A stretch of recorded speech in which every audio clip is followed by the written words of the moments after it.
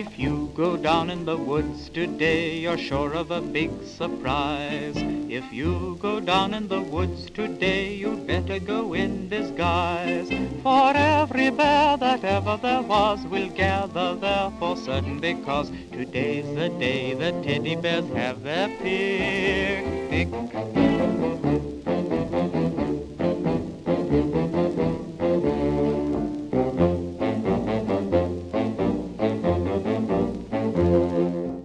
Je fais pas partie du MLF, mais enfin, le féminisme, c'est vraiment la seule chose qui m'intéresse en ce moment, si je peux dire.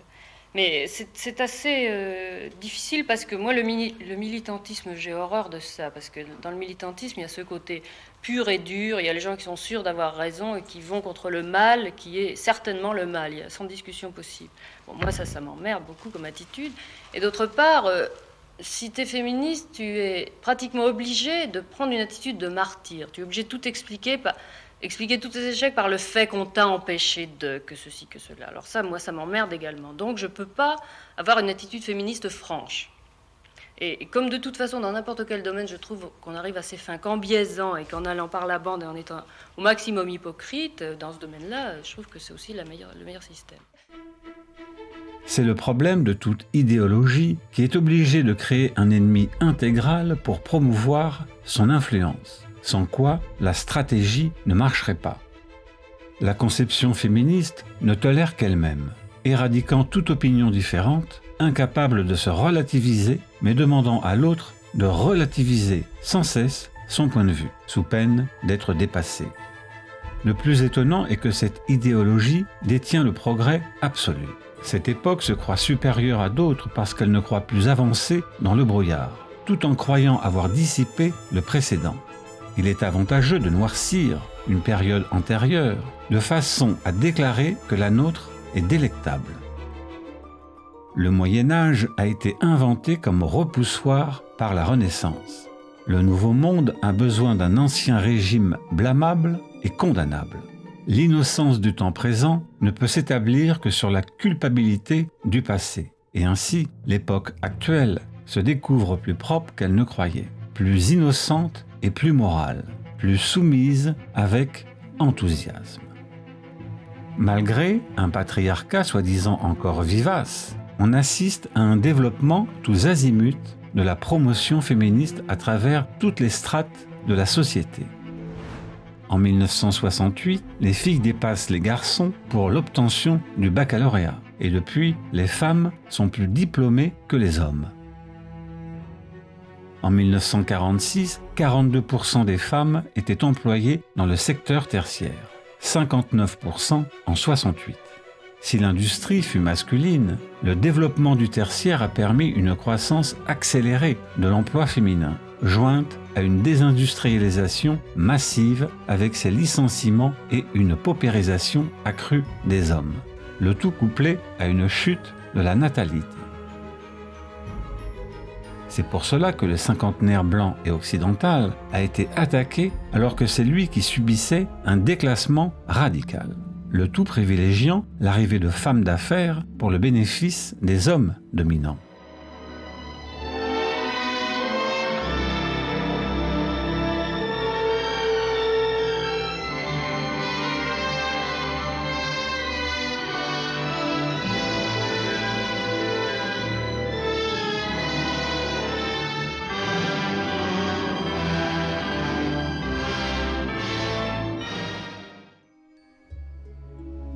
Avec le divorce, la mainmise des féministes sur la procréation, l'éducation et la filiation, c'est le couple humain qui éclate.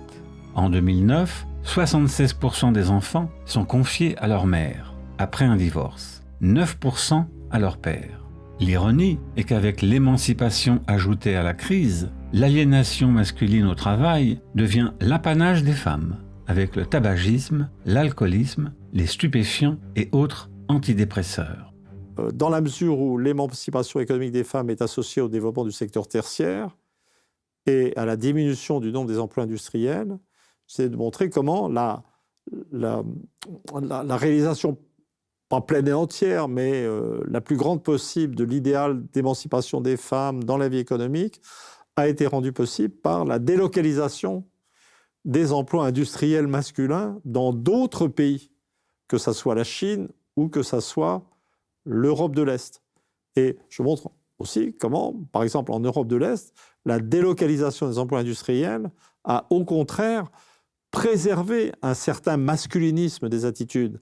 Mais pour moi, ce qui a permis ou encouragé le maintien d'attitudes masculinistes traditionnelles, incluant l'homophobie, d'ailleurs dans ces pays, c'est l'augmentation de leur base industrielle et des métiers masculins. Ce sont comme si, et je vois derrière la spécialisation, je dirais, ou plutôt la polarisation des attitudes sur les mœurs, je vois aussi quelque chose qui est en relation fonctionnelle avec la spécialisation économique, le tertiaire à l'ouest et l'industrie à l'est.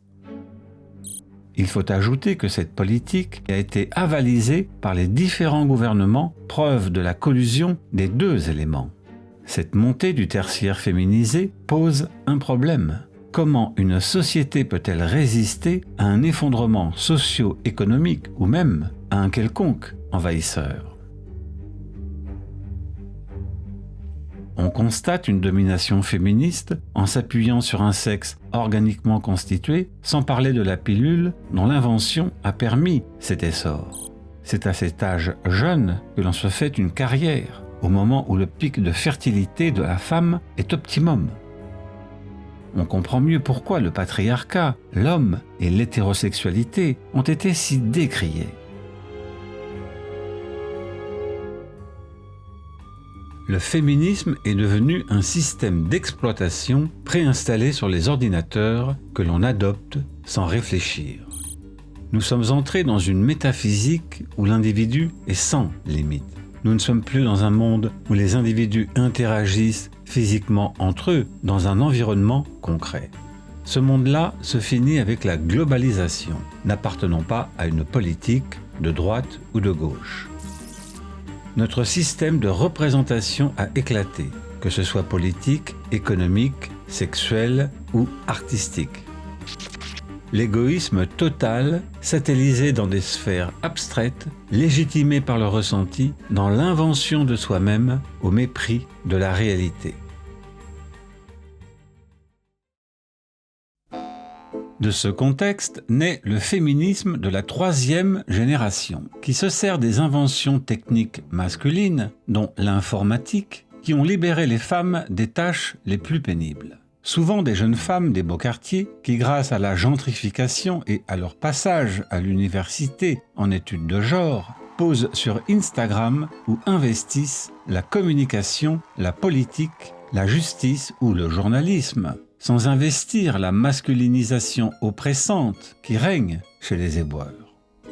Si les mouvements féministes sont nombreux et opposés, au point qu'il est impossible de les aborder tous, la matrice est cette scission au sein de l'humanité se radicalisant au fil du temps. On dira que le féminisme de la troisième vague ne correspond pas aux deux autres. Mais les choses ne cessant d'évoluer, la matrice de base ne pouvait que s'exaspérer vers cet extrémisme idéologique. En somme, pourquoi être féministe si on est humaniste ? Le féminisme n'est pas un mouvement inclusif du genre humain, mais un mouvement tribal d'exclusion, recherchant le pouvoir, avoir le fouet. À un patriarcat vertical, autoritaire, succède un matriarcat horizontal, thérapeutique, se poursuivant en une société de protection et de contrôle, dirigée par des femmes privilégiées, obéissant au mythe de la croissance, avec son cortège de licenciements.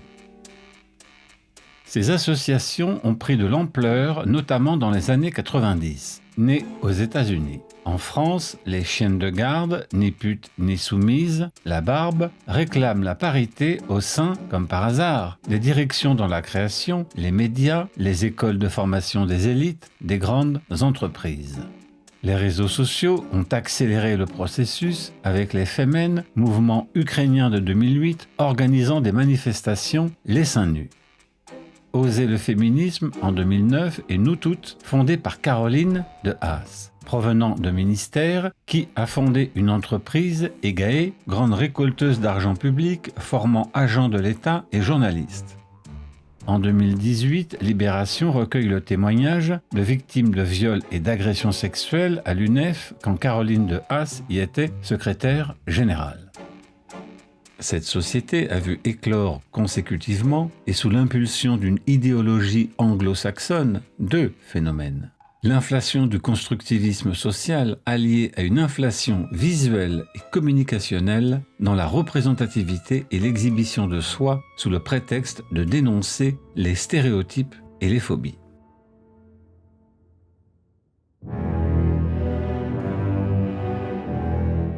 Les hommes et les femmes ne sont pas des Playmobil que l'on peut assembler et démonter comme on veut. Dans les années 50-60, un féminisme de l'invention veut sortir les femmes de ces rôles. Mère, épouse, amante. Le renversement du paradigme nature-culture peut avoir lieu. La culture peut réécrire et dissoudre la nature.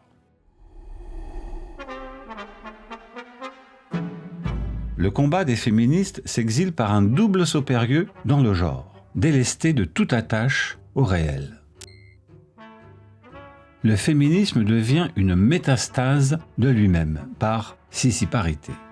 Le féminisme radical des années 60 définit l'hétérosexualité comme une institution imposée par le pouvoir mâle avec ses obligations sexuelles, conjugales et maternelles. Le féminisme lesbien franchit une étape en enjoignant de se débarrasser des catégories homme-femme et à quitter l'hétérosexualité.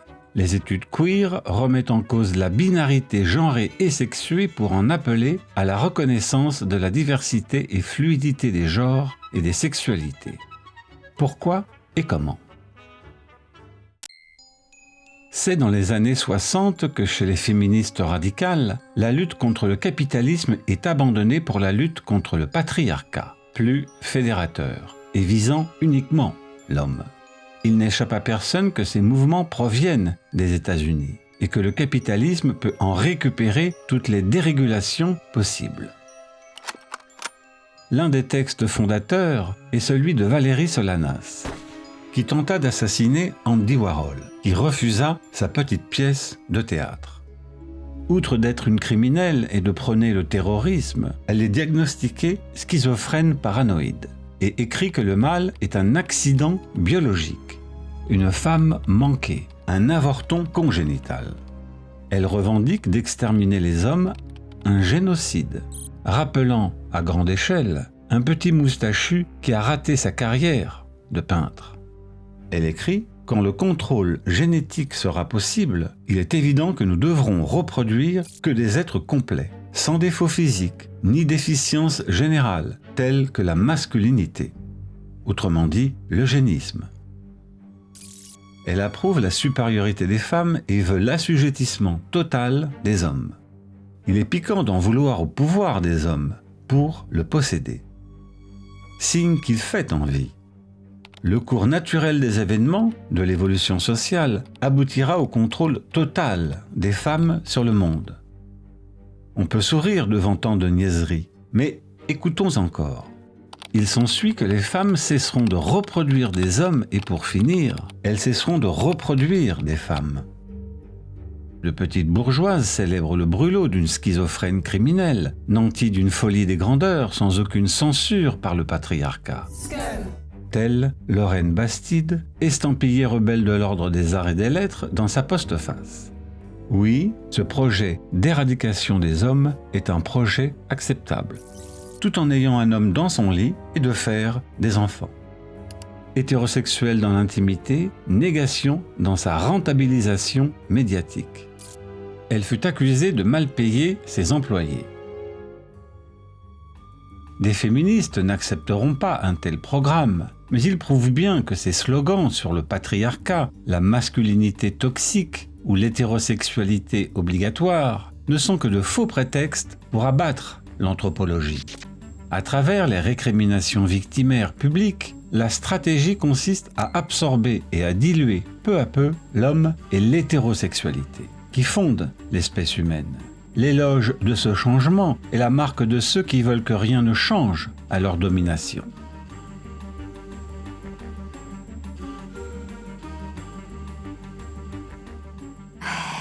L'avenir de...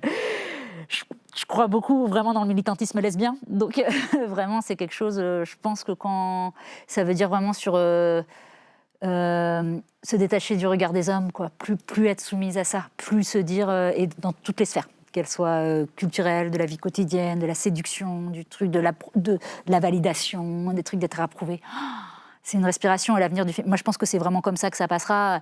Je crois vraiment qu'on a des leviers fantastiques qui sont juste arrêtons de leur donner de l'oxygène avec nos regards, nos soupirs amoureux et tout ça. Si on leur enlève ça, ça va être comme un poisson sans bicyclette. Ils vont... Donc, je pense que ça passera par là. Outre Simone de Beauvoir, Monique Witting participa à la fondation du groupe féministe radical Les Féministes Révolutionnaires, qui deviendra l'Aiguille Rouge. Elle fera un séjour comme professeure dans des universités américaines, véritable terroir de la théorie. Elle désigne l'hétérosexualité comme régime politique au fondement de la société patriarcale, qui engendre les catégories d'hommes et de femmes. Pour cela, les lesbiennes ne sont pas des femmes. Elle demande l'abolition des catégories de sexe et écrit dans la pensée straight à propos de l'hétérosexualité.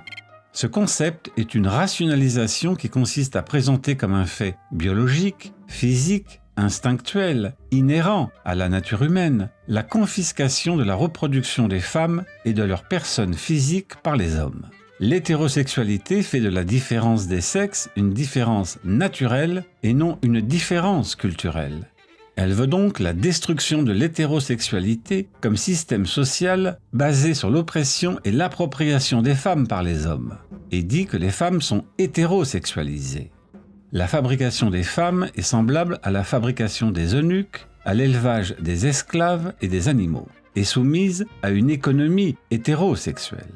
Justification sociale d'un particularisme privé. Elle accable les hommes par un sexisme inversé et élève la femme comme martyr. Comment Monique Witting est-elle née ? Prenons l'expression hétérosexualité obligatoire. Qu'est-ce qui serait obligatoire dans une nature humaine fondée sur l'hétérosexualité ? Comment des lesbiennes pourraient perpétuer l'espèce humaine, sans en passer par l'hétérosexualité à un moment ou à un autre pour avoir un enfant, histoire de jouer sur les deux tableaux ? Et avec la volonté d'enrôler toutes les femmes par cette distinction sexuelle qui les caractérise. Gros paradoxe.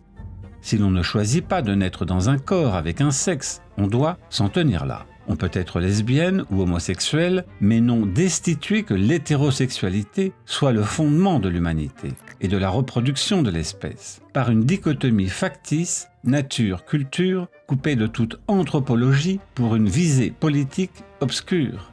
Une société impossible et sectaire. Soyons trivial, il y a un phallus et un vagin, et ils s'emboîtent merveilleusement bien ensemble. Il n'y a, comme dans le domaine de l'électricité, qu'une prise mâle et qu'une prise femelle. À l'école, la sexualité n'est abordée que dans le cadre reproductif en SVT, et les corps qu'on y montre ne sont pas représentatifs de ce qui existe dans la société. Qui finance tout ceci ? Il faut comprendre la manœuvre. Le plan Marshall a été un cadeau de l'impérialisme américain qui a permis la liquidation de la France traditionnelle. Il exporte un modèle de vie, veut la mort des deux forces de la résistance, le communisme et le gaullisme, pour un retour de l'atlantisme. Pour contenir les troubles, le ministre de l'Intérieur socialiste, Jules Mock, utilise la manière forte. 80 000 réservistes sont rappelés. La troupe est autorisée à tirer. Au bout de quelques semaines, l'ordre est rétabli au prix de plusieurs morts. Les communistes n'ont pas réussi à entraver le plan Marshall. Les millions de dollars de l'oncle Sam relancent les économies du vieux continent. Des infrastructures sortent de terre.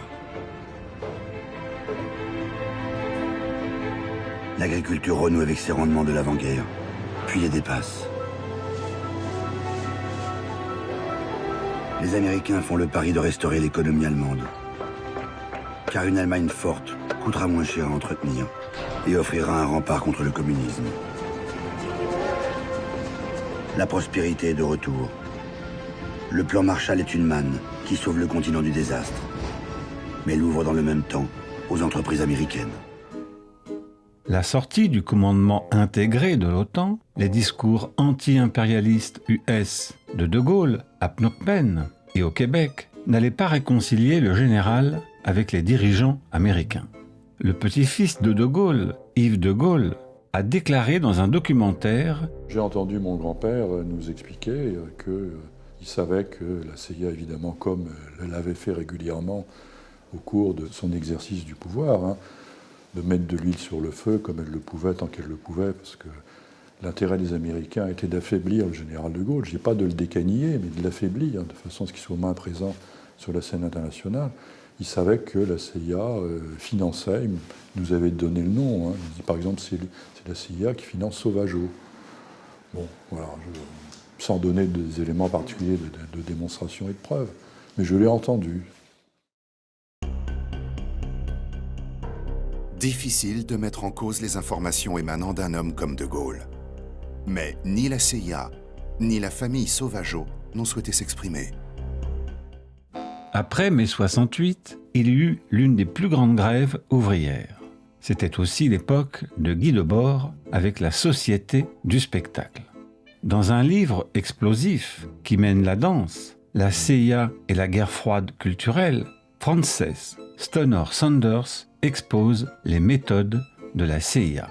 Au cœur de cette campagne secrète était le Congrès pour la liberté de la culture, dirigé par l'agent de la CIA, Michael Josselson, de 1950 jusqu'à 1967. Des bureaux dans 35 pays, des douzaines d'équipes, plus de 20 magazines de prestige, organisant des expositions artistiques, un service d'information et de presse, des conférences internationales de grand renom, récompensant musiciens et artistes par des prix et des spectacles. Sa mission était de détourner l'intelligentsia de l'Europe occidentale de sa fascination persistante à l'égard du marxisme et du communisme, et de favoriser une vision plus engageante du mode de vie américain. Elle ajoute, de plus, la propagande la plus efficace se définissait comme celle où le sujet va dans la direction que vous désirez, pour des raisons qu'il croit être siennes. C'est le but. La CIA n'en était pas à sa première tentative. L'opération Paperclip était une opération menée à la fin de la Seconde Guerre mondiale par l'état-major de l'armée des États-Unis, afin de recruter près de 1500 scientifiques nazis pour lutter contre l'URSS. L'opération Mockingbird fut une opération de la CIA destinée à influencer les médias des États-Unis et de pays étrangers. Comme le communisme menaçait, il fallait le subvertir en défendant des universitaires renommés. Le marxisme est redéfini comme une théorie anticommuniste, qui n'est plus liée à la lutte des classes par le bas, mais qui critique toutes les formes de domination, afin de créer une gauche compatible. Mai 68 permettra d'abattre De Gaulle et de saper le Parti communiste français, en organisant les conditions de la consommation libidinale, ludique et marginale du marché du désir. Ce sera aussi la stratégie de la tension et les attentats terroristes en Italie par la CIA, que dénoncera le cinéaste communiste Pier Paolo Pasolini, qui sera assassiné. Le monde dit libre, les États-Unis, ne sont pas seulement intervenus pour renverser le gouvernement d'Arbenz au Guatemala en 1954, le régime de Mossadegh en Iran en 1953, mais la CIA et la fondation Ford et du Musée d'art moderne de New York font la promotion d'un art comme l'expressionnisme abstrait.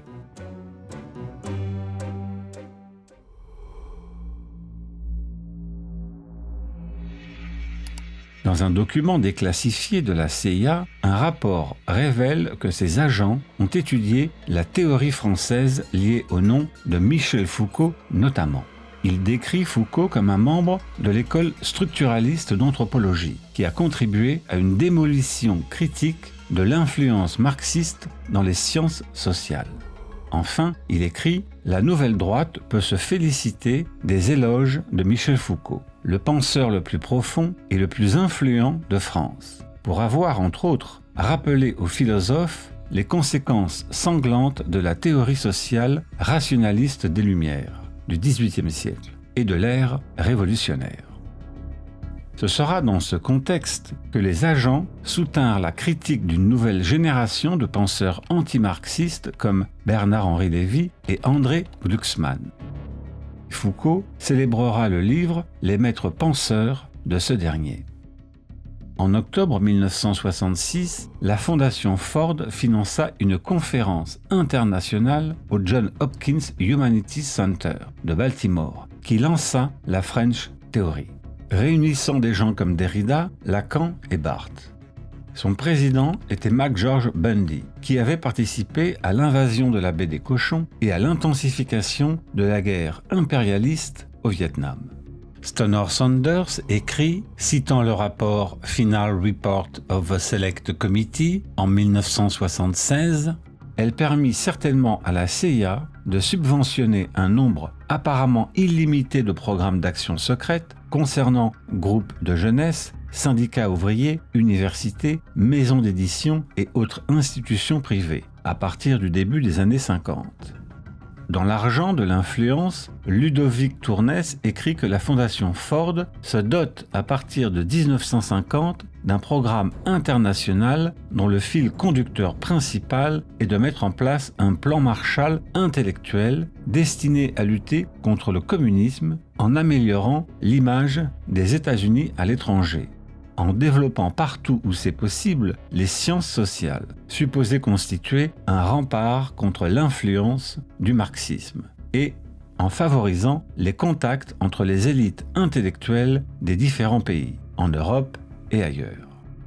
Là encore, ce projet se concrétise par la subvention à des universités et des centres de recherche dans le domaine des sciences sociales, autrement dit la CIA. L'école pratique des hautes études, devenue le HESS, en 1975, a été financée par les fondations Ford et Rockefeller. Bourdieu et Derrida ont tous deux enseigné à l'EHESS. Il n'y a guère de doute que la French Theory ait servi à cette idéologie.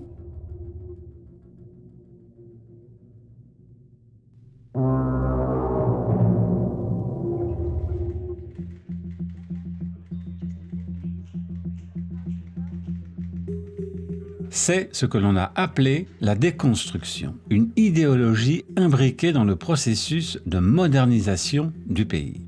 Il faut revoir le film de Jacques Tati, Playtime, en 1966, pour s'en rendre compte. Son créneau de marché était la nouvelle couche petite bourgeoise liée à la libération par le consumérisme en rejetant l'émancipation des travailleurs par le projet communiste. Il s'agit bien d'une contre-révolution libérale pour une consolidation de l'atlantisme. Jacques Derrida écrit « L'Amérique, mais c'est la déconstruction ».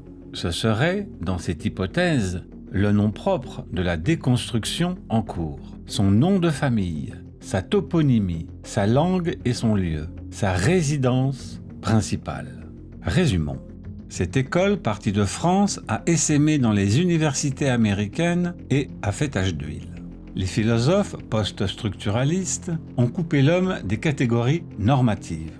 Partant du langage, Jacques Derrida élabore le concept de différence avec un A, indiquant que le sens d'une phrase n'est jamais figé. Il est différé, reporté, suspendu.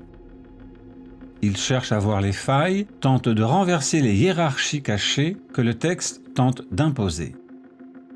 Jouer sur la mobilité contre le sens soi-disant figé est aisé et banal, car les philosophes ont toujours interprété les textes. Mais ici, c'est le concept de vérité qui est totalement dissous. La déconstruction ne se déconstruit pas elle-même. Sans oublier qu'il s'agit encore d'une philosophie occidentale qui n'échappe pas à son ancrage historique et s'inscrit dans une époque fluide atteinte de bougisme. La déconstruction vise à se débarrasser de tous les concepts et de toutes les structures héritées de la métaphysique. Sujet, être, substance, sensible, etc., reposant sur la dualité. Corps, âme, raison, passion, politisés par la déconstruction en binarisme. Dans ces couples, l'un domine toujours l'autre, la raison plus que la passion. Le premier temps fut de renverser la domination dans le couple, mais on reste encore sur le terrain de la métaphysique. Et le but est d'être ni l'un ni l'autre, le neutre. De même, Michel Foucault explique que le dressage des individus ne procède que de l'exercice de pouvoir. Pour lui, les catégories, le normal, le fou, l'école, la prison, ne sont que des productions sociales, des injonctions prescriptives, soit homme, soit femme, qui, pour des raisons de pouvoir, produisent des mythes, des idéaux qu'il faut déconstruire pour vivre autre chose. Ce qui existe, c'est un individu qui s'invente au gré des circonstances, pratique subjective du libre choix. La marge a servi de socle. Je crois que l'homme a été, sinon un mauvais rêve, sinon un cauchemar, du moins une figure très particulière, très déterminée, historiquement située à l'intérieur de notre culture. Je veux dire que c'est une invention. C'est une invention que l'homme. Reprise par les campus américains, la déconstruction par rebond se déplace dans le champ sexuel et post-colonial pour faire émerger les minorités oppressées par l'Occident et promouvoir une fluidité, une identité prenable et jetable. En bref, le réel n'a pas de réalité en dehors des discours que l'on tient sur lui, dénonçant les mécanismes présentant comme naturelle une division inégalitaire des rôles sociaux. Ce mouvement attaque les représentations mentales et fissure l'anthropologie grâce à une liberté illimitée sous couvert du progrès, reléguant le passé comme un archaïsme honteux. Le héros bourdievin, anti-domination, le héros foucaldien, borderline, le héros deleuzien, schizoïde, sont capables d'une flexibilité extrême, d'adopter toutes les différences, accompagnant la mutation du libéralisme quand celui-ci privatisait toute la société, et ce, au moment même où les théoriciens de l'ultralibéralisme, que sont Friedrich Hayek et Milton Friedman, prônaient cette dérégulation compatible avec le hacker, le queer, le transgenre. Noces des libéraux et des libertaires. Partant d'une réflexion philosophique avec Derrida, on en arrive par simplification successive au wokisme, la gauche Netflix.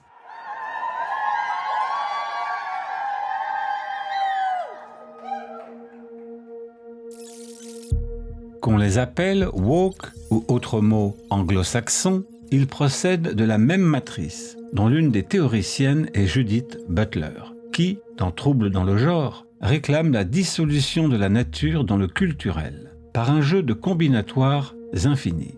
De plus, même si la morphologie et la constitution des corps paraissent confirmer l'existence de deux et seulement deux sexes, rien ne nous autorise à penser que les genres devraient aussi s'en tenir au nombre de deux. Face à la réalité biologique, son rien ne nous autorise à penser est de l'ordre du performatif, ajoutant, lorsqu'on théorise le genre comme une construction qui n'a rien à voir avec le sexe, le genre devient lui-même un artefact affranchi du biologique, ce qui implique que homme et masculin pourraient tout aussi bien désigner un corps féminin qu'un corps masculin, et femme et féminin, un corps masculin ou féminin. Pure invention. Les mots théorise, construction ne disent qu'une chose, une construction culturelle fantasmatique coupée de la réalité. Camille Froidevaux-Métry, dans Un corps à soi, veut des êtres génériques, désexualiser les rôles, renverser la structuration hiérarchiquement sexuée de nos sociétés, pour exercer la liberté qui est la nôtre, de faire de nos corps ce que nous voulons. Donc une femme objet aussi, ou se charcuter pour aboutir au transhumanisme. Cette désexualisation n'est-elle pas une nouvelle assignation oppressante ? Car si un homme devient femme, il retombe dans une catégorie normative, même s'il se prétend d'ailleurs sans genre. Dans ce déni de réel via le sexe, que reste-t-il de féminin si les femmes ne se conçoivent plus sur le mode du sexe féminin, supprimant la femme réelle, sujet abstrait théorique. Cette femme bourgeoise, diplômée de l'Institut d'études politiques de Paris, n'a pas encore tout déconstruit pour avoir fait un mariage hétérosexuel et 2 enfants.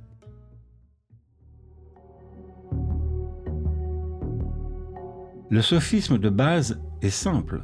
Si le sexe est socialement construit, on peut le déconstruire. Il devient aléatoire, arbitraire, flottant. Par ce relativisme culturel, on se place sous le dogme du droit à avoir. Qu'un individu ait envie d'inventer un genre en fonction du ressenti, une fiction, sans aucun lien avec la biologie, il peut y croire. Mais l'inscrire dans la loi comme réalité fondée, il y a là une idéologie qui tente d'effacer toute trace idéologique. Butler ne dit pas que les normes n'existent pas, mais qu'elles ne cessent de se transformer. Cette définition cloisonne tout dépassement dialectique sous prétexte d'une liberté absolue. Auparavant, les transformations s'effectuaient sur le substrat anthropologique sexué. Les gens jonglaient avec les signes sans trop y croire. C'était théâtral et drôlatique. Ici, on dissout la pièce de théâtre dans le réel, en faisant sonner toutes les discriminations possibles comme de potentiels profits et procès.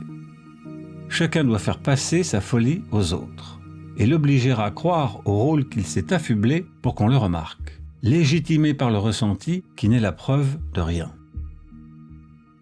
On crée des concepts pour marquer le territoire comme les chiens lors de la promenade. Dysphorie de genre, intersexuation, identité non-binaire, bigenre, gender fluide, cisnormativité, transidentité.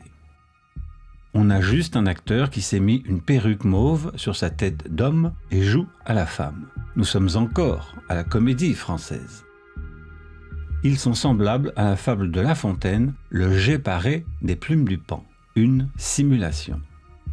Jean Baudrillard disait « La transsexualité, ce qui était une hallucination psychotique, est devenu un des droits de l'homme. Ne serait-ce pas plutôt les droits de l'homme qui sont devenus une hallucination psychotique ?» De là naît une politique identitaire qui récupère des radicaux potentiels pour les engager dans de fausses luttes, qui ne constituent pas une menace pour le système. Ils deviennent le fer de lance de la classe managériale avec son industrie de la diversité régie par les institutions. Ces petits bourgeois qui, n'ayant plus de lutte ouvrière à défendre dans un monde virtuel de services, masquent la pauvreté du restant de la population à une époque de transformation des structures de production.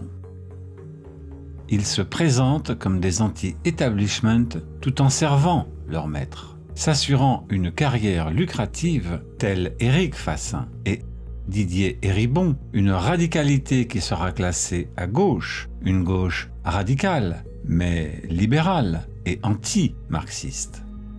Le culte idéaliste des concepts abstraits de la différence se réjouit de la liberté du capitalisme.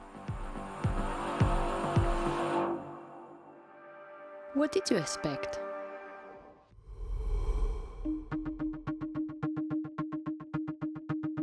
À l'inverse, Marx ne se souciait pas de l'homophobie ou de la nature néfaste de la race blanche, en se concentrant sur les antagonismes socio-économiques s'exprimant sous forme de conflits de classe pour la raison que les histoires de sexe et de race ne sont pas des catégories sociales, alors qu'un ouvrier en est une par sa profession. Marx disait dans l'idéologie allemande que ce n'est pas la conscience qui détermine la vie, mais la vie qui détermine la conscience.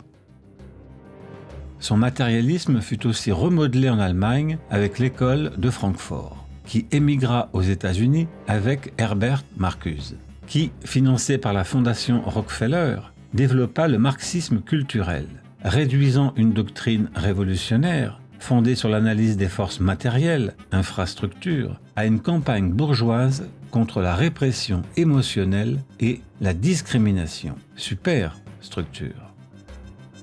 Le marxisme culturel est un renversement du marxisme de base, donc un anti-marxisme. Le coup de force du capital fut de coloniser la subjectivité humaine et d'avoir intégré les formes les plus contestataires du capitalisme, destinées à exercer un plus grand contrôle sur l'individu par les droits divers et multiples. un cauchemar climatisé sous assistance respiratoire. Impérialisme New Age. Une femme devrait avoir la liberté de son corps et d'en faire ce qu'elle en veut. Le libéralisme s'attache à couper l'individu de tout substrat anthropologique, à en faire une pâte à modeler infinie autorisant à un formatage petit bourgeois. Girl. La commercialisation puis l'esthétisation de la consommation libidinale par les jeunes, les femmes, les marginaux, l'underground, la contre-culture. On pense plonger dans la piscine du bonheur, mais il n'y a pas d'eau à l'intérieur. Le philosophe Baptiste Rapin relie en amont cette déconstruction à cette réorganisation managériale de la société, commençant au taylorisme et au fordisme, puis à la cybernétique, Norbert Wiener et la boucle de rétroaction. L'invention de l'ordinateur avec Joseph von Neumann au management et à la French Theory. L'indifférenciation de l'homme à la machine, Jacques Derrida nous le dit. Enfin, qu'il y ait ou non des limites essentielles, tout le champ couvert par le programme cybernétique sera champ d'écriture. À supposer que la théorie de la cybernétique puisse déloger en elle tous les concepts métaphysiques et jusqu'à ceux d'âme, de vie, de valeur, de choix, de mémoire, qui servaient naguère à opposer la machine à l'homme, elle devra conserver, jusqu'à ce que son appartenance historico-métaphysique se dénonce aussi, la notion d'écriture, de trace, de gramme ou de graphème. Il s'agit de construire un homme nouveau, un nouveau totalitarisme soft.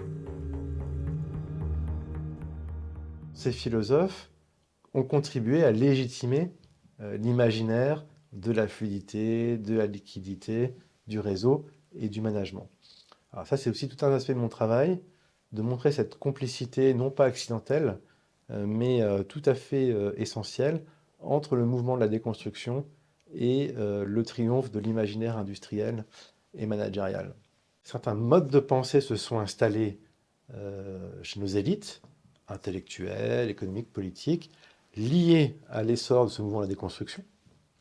Mais disons que le management, en tant qu'il prétend prendre en charge nos existences de façon scientifique, et donc construire un homme nouveau et une société nouvelle, s'inscrit bien dans la lignée des totalitarismes que nous avons connus au XXe siècle.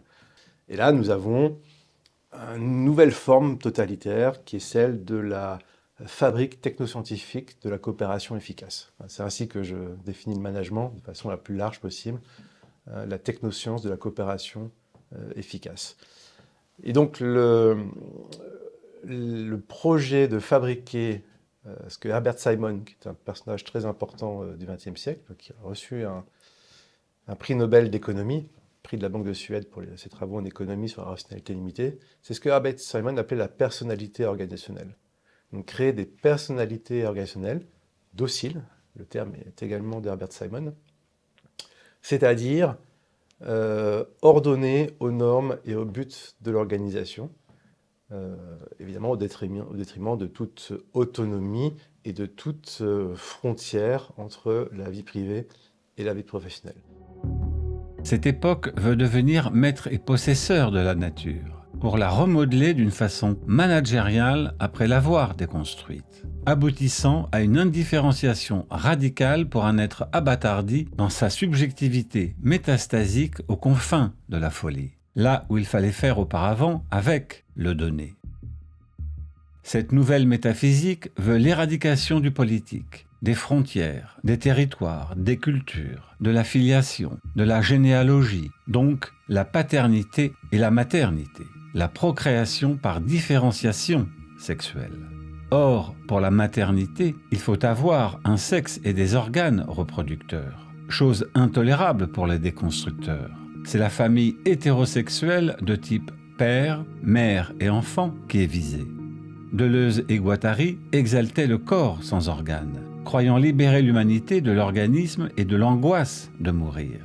Voir ici une sexualité sans organes, libérée du sexe et de l'angoisse de naître. dans la mesure où il n'y aurait pas de normes biologiques, les sexualités seraient magiquement indistinctes. Éric Fassin nous le dit. Ce qui est en cause, c'est l'hétérosexualité en tant que norme. Il nous faut donc essayer de penser un monde où l'hétérosexualité ne serait pas normale. Or, d'après l'enquête sur la sexualité en France, 4,1% des hommes et 4% des femmes déclarent seulement avoir des rapports avec des personnes de même sexe. La sexualité n'est pas une identité, elle n'est pas politique ni une politique, et le monde ne se distingue pas entre hétérosexuels et homosexuels, mais entre hommes et femmes. Tous les groupes sociaux ne se sont pas structurés par hasard autour de la distinction homme-femme, devenue brusquement anormale. Il n'existe pas d'individu sans culture, dans cette fausse dichotomie entre nature et culture, en jouant sur l'arbitraire du sexe dans le corps pour justifier l'arbitraire du genre dans la société, évacuant d'une pichenette le corps, la sexualité, l'anatomie, la génétique pour une construction cérébrale universitaire réduisant le sexuel à des apparences. Il nous faut donc essayer de penser un monde où un moine vampire serait normal. Il suffit d'écrire une thèse. Mais à force de déconstruire, nous ne sommes plus personne, devenant totalement instables. L'individualisme égoïste s'institue en petit Dieu ordonnant à la nature, et vivre dans une espèce de club méditerranéen où tout le monde est interchangeable, flexible et en perpétuel mouvement, et de composer son identité comme dans un self-service.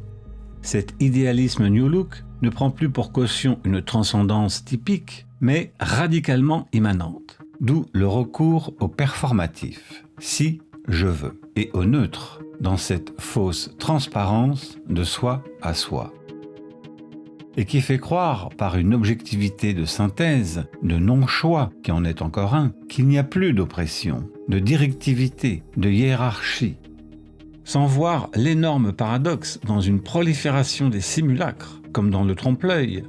On instaure un trompe-esprit par des méthodes artificielles, chirurgie ou substances hormonales. Pour un transsexuel, le sexe ne fait pas le genre, comme la théorie le promeut. Mais que fait-il ? Il se biologise à mort, devient biologiquement femme par une opération physique, là où il se prenait pour une femme par une vue de l'esprit. Opération commercialement fructueuse, c'est-à-dire de réunir biologiquement le genre femme avec le sexe féminin, alors que les associations effacent cette distinction, telle l'activiste Béatrice Preciado qui revendique l'abolition des différences entre sexes pour éclater l'hétéronormativité. Dans Testo Junkie, elle relate sa prise de testostérone et se fait appeler Paul B. Preciado. Devenu homme, enfin, le croit-elle. La sexualité repose sur le fait que chacun ignore la jouissance de l'autre. Malentendu crucial, c'est le secret. Nous ne posséderions l'autre que si nous éprouvions sa jouissance. L'amour physique et mental est d'être hanté par l'énigme du sexe différent et ne vise qu'à toucher l'autre sexe dans sa jouissance sans jamais la posséder. Histoire du mythe de Tirésias. Nous rêvons de la faculté de ressentir des deux côtés du sexe. Les transgenres peuvent bien se faire opérer, ils n'auront jamais la jouissance de l'autre sexe.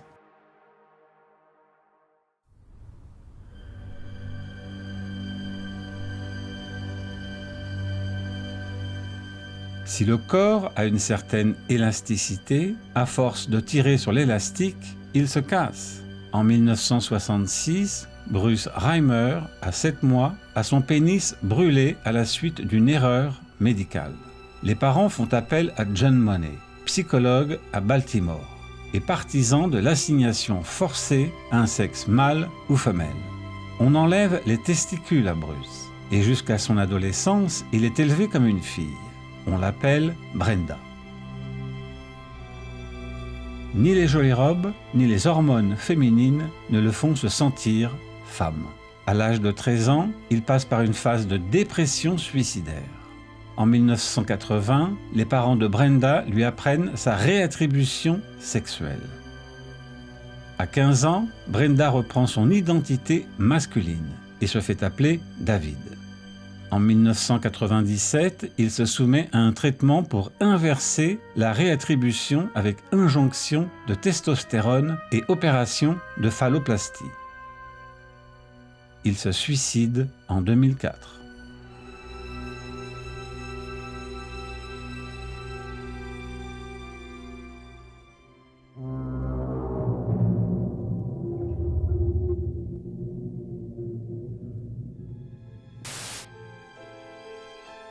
Une idéologie s'installe peu à peu, celle de faire basculer, suite à la cybernétique, une grande partie de la population dans la mondialisation avec le management et l'informatique, pour tuer les résistances. L'idée est de jouer des femmes et des minorités pour opérer ce basculement. L'égoïsme et le narcissisme seront le charbon rose pour créer cette mentalité siliconée. Après les années 68, le champ est ouvert à toutes les revendications dès lors que le sexe est porté en bandoulière et atteint les associations homosexuelles ou lesbiennes. Homo, c'est nouveau, hétéro, c'est rétro. L'erreur serait de confondre homosexuels et associations. Ces dernières, par le dolorisme médiatique, font écran aux millions de licenciements et aux drames qui s'ensuivent.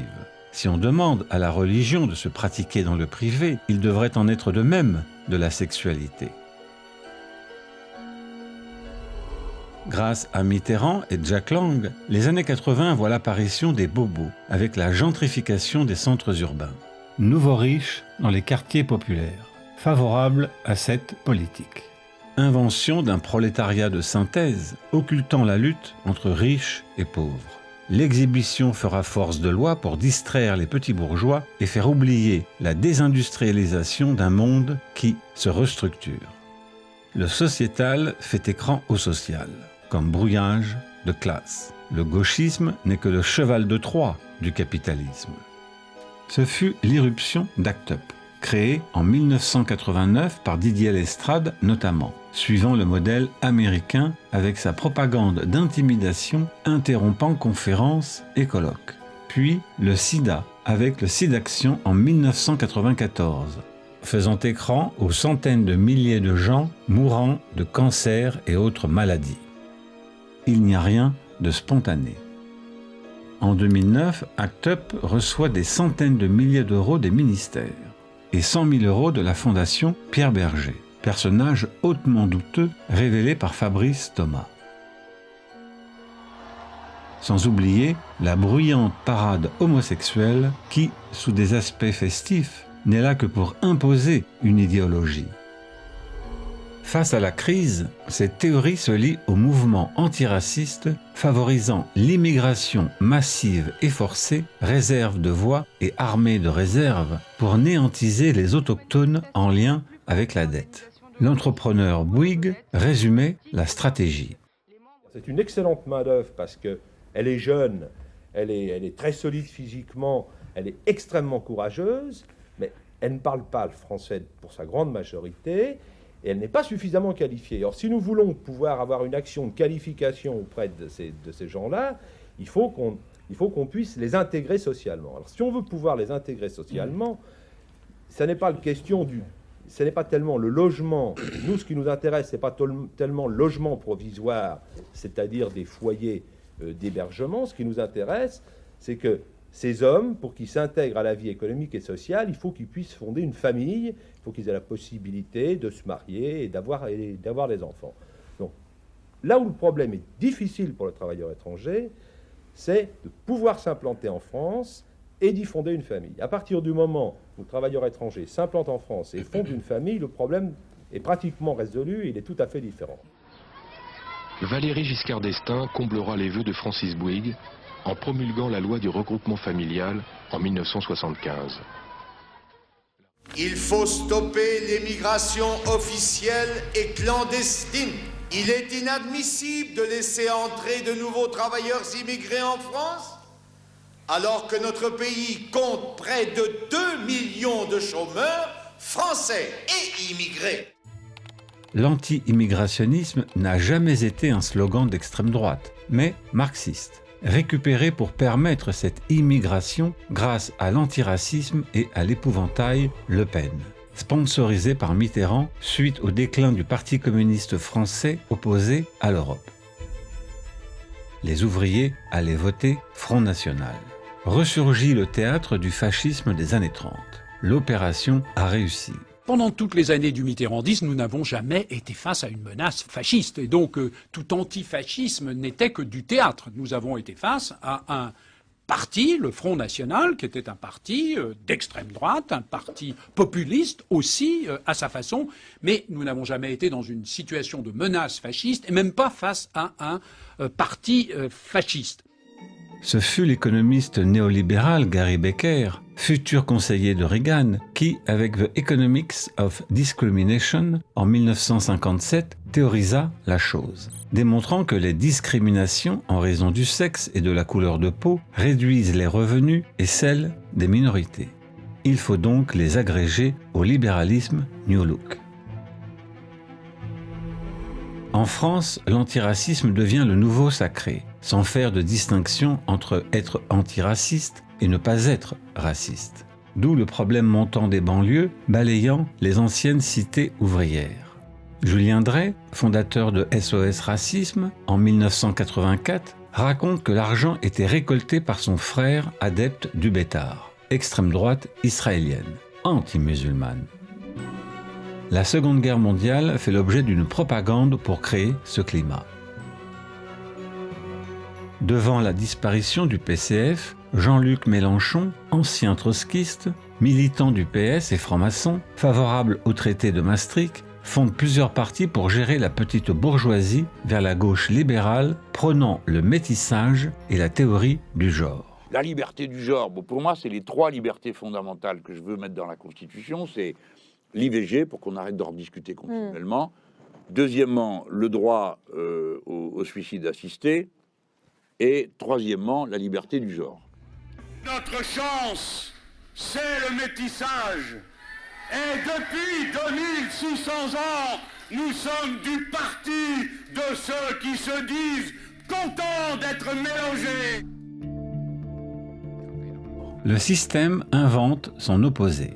Il se dédouble pour mieux se redoubler.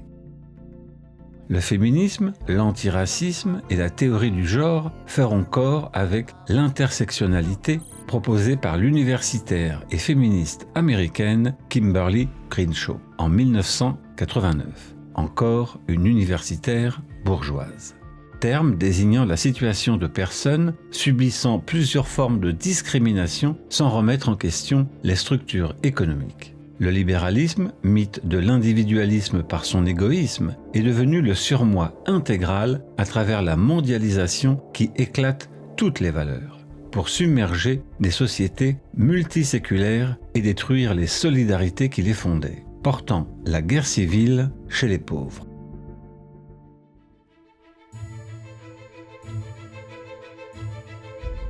Cette théorie va essaimer par les bataillons passés par l'université.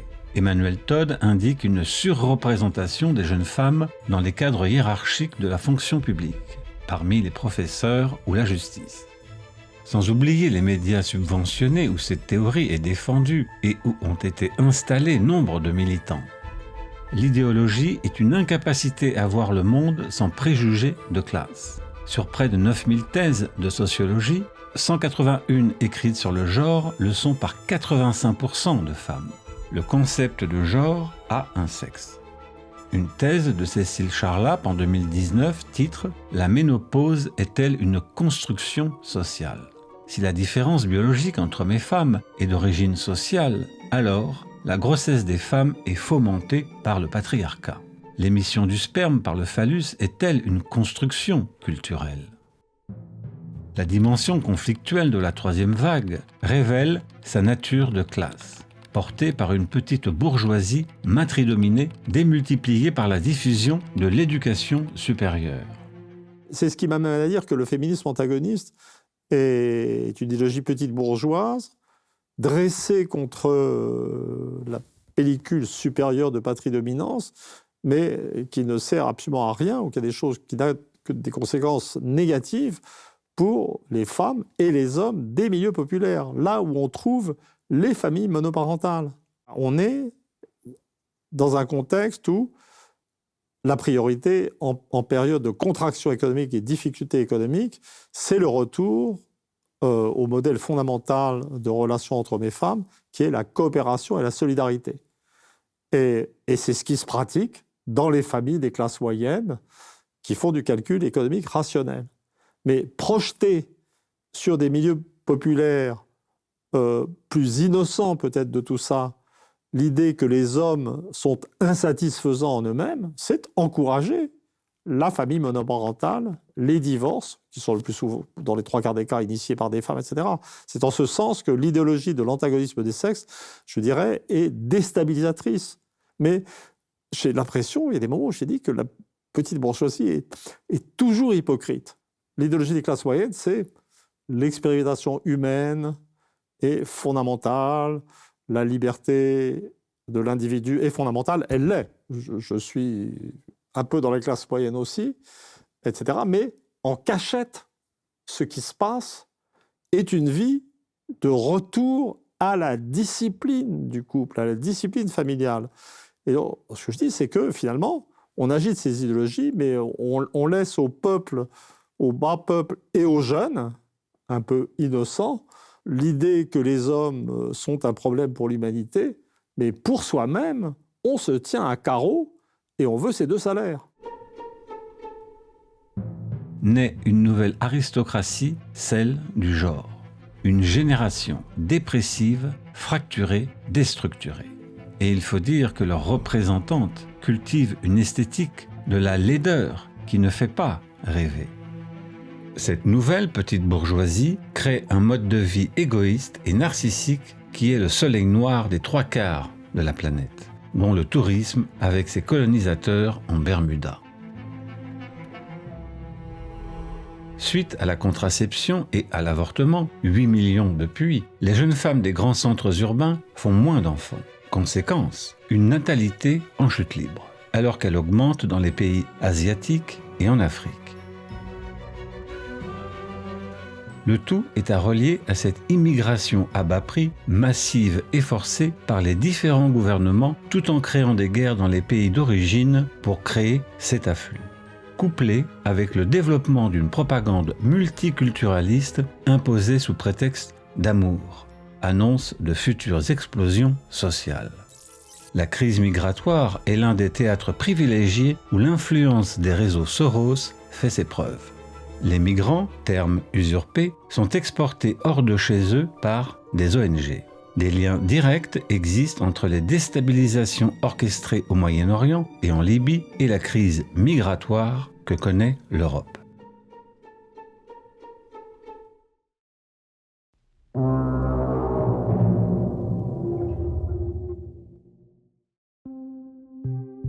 On a donc une double offensive. D'un côté, les activistes déploient le logiciel déconstructionniste et de l'autre, l'État et les entreprises avalisent leurs revendications afin d'encercler les réfractaires. Mettre une femme ou un homosexuel comme dirigeant d'une grande entreprise, la question est de savoir comment elle est gérée, et non la promotion d'un trublion conforme aux diktats du système. La tolérance utilise les identités pour mieux laisser l'empire en place. Ces faux gauchistes de tiers mondains, un tiers mondiste, attirent les minorités pour s'opposer dans leur rebellitude médiatique à la culture de leur pays. De là est né le multiculturalisme issu de l'imaginaire racialiste du XIXe siècle, croyant que le mélange des races annihile tout racisme. Revenant à dire qu'il existe des identités culturelles distinctes comme la civilisation occidentale, mais que celle-ci serait intrinsèquement mauvaise puisqu'on propose le métissage comme solution neutre contre elle. De même, n'en référer qu'à la couleur de peau, c'est ne pas sortir du racialisme, du racisme ou du racisme inversé qui en découle, tant d'ailleurs en brimant les personnes qu'en en faisant les louanges. I'm white. I'm black. I'm yellow. S'il serait trop long d'étudier ce problème, prenons la Marche des femmes le 21 janvier 2017 à Washington, sponsorisée par George Soros, fervent soutien d'Hillary Clinton. Comment considérer ces mouvements qui, comme la féministe Gloria Steinem, financés par la CIA, qui sont soutenus par des institutions et de grands bourgeois? À chaque fois, l'État et les entreprises avalisent les revendications dans leur charte ou dans la loi. Timothy Cook, patron d'Apple, signe un article en 2014 dans la revue Bloomberg Business Week où il officialise son homosexualité. Comment expliquer que le site de la CIA fasse la promotion du LGBTisme? Même l'OTAN. Est-ce révolutionnaire? De même, le féminisme de marché voit ses revendications acceptées par le pouvoir comme l'écriture inclusive, la suppression de la case « mademoiselle ». L'État français vote en 2013 le mariage homosexuel. Une loi de consensus, de réconciliation, de progrès. Considéré comme bourgeois auparavant, donnant non une égalité, mais des droits supplémentaires à des personnes stériles. Il n'a été voté que pour permettre la PMA, votée en 2021, et bientôt, sans doute, la GPA. La lesbienne féministe de gauche Marie-Jo Bonnet s'y oppose. La revue médicale The Lancet titre un article sur la menstruation. Historiquement, l'anatomie et la physiologie des corps avec vagin a été négligée. Le mot femme a disparu. Quand J.K. Rowling, l'auteur de Harry Potter, s'en indigne, elle est accusée de transphobie car les femmes trans peuvent avoir des pénis. En 2025, la loi en France permet de changer la mention du sexe à l'état civil, etc. Résultat des courses, en 2018, Emmanuel Macron organise une fête de la musique avec le débarquement du Luberlu queer, comme le DJ Kiddy Smile, portant un t-shirt provocateur. Le tout culminant à l'ouverture des Jeux Olympiques de 2024. La complicité au niveau des signes véhiculés indique l'alliage ostentatoire de la politique et du management culturel depuis les années 80. L'inclusivité obligatoire simulée en show business contre la disparition de la diversité du monde dans son immanence que critiquait le cinéaste communiste Pier Paolo Pasolini. Ora invece succede il contrario. Il regime è un regime democratico, eccetera, eccetera. Però quella acculturazione, quella omologazione che il fascismo non è riuscito assolutamente a ottenere, il potere di oggi, cioè il potere della civiltà dei consumi, invece riesce a ottenere perfettamente, distruggendo le varie realtà particolari, togliendo realtà ai vari modi di essere uomini che l'Italia ha prodotto in modo storicamente molto differenziato. E allora questa culturazione sta distruggendo in realtà l'Italia. E allora io posso dire senz'altro che il vero fascismo è proprio questo potere delle civiltà di consumi che sta distruggendo l'Italia. Atomisation grandissante. On a opposé les jeunes contre les anciens, les femmes contre les hommes, les homosexuels contre les hétérosexuels, puis les transgenres contre les genrés et bientôt les transhumanistes contre les humains. Si le libéralisme les désapprouvait, il devrait rejeter avec vigueur ces moutons technicolorisés qui, en bons protégés de la mondialisation, ne viennent pas soutenir les gilets jaunes ou ces infirmières mises à la porte car non vaccinées, sans soutien des féministes. Une promotion canapé d'un autre genre.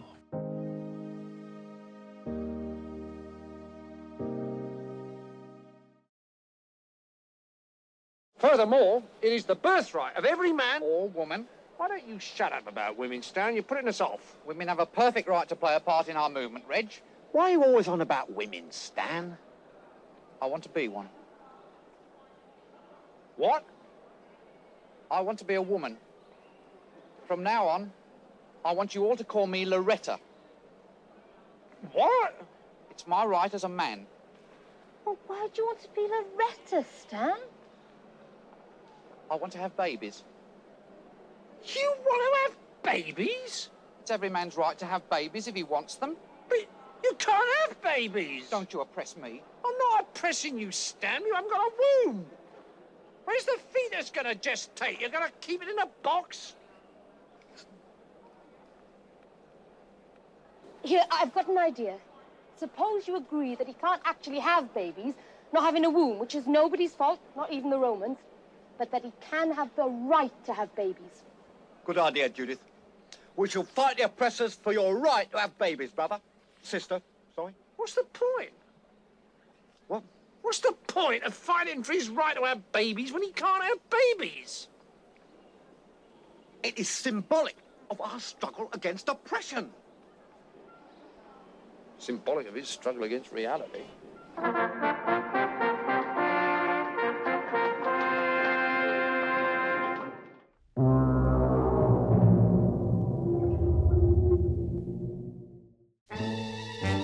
René Girard disait « Le romantique ne veut pas vraiment être seul. Il veut qu'on le voie choisir la solitude. » Tout cela n'aurait pas été possible sans les médias, les images, les écrans, où les gens ne se construisent plus en fonction d'un rapport concret et local avec leurs semblables, mais en fonction d'une image simplifiée, idéologisée et préinterprétée du monde en amont, et qui crée progressivement une caisse de résonance assourdissante à cette troisième vague. Si l'on ne prend pas en compte ce phénomène qui se retrouve démultiplié à notre époque par les réseaux, on est incapable de comprendre ce qui se passe. Une des scènes primitives se trouve dans les liaisons dangereuses de Laclos. Valmont cherche à séduire Madame de Tourvel.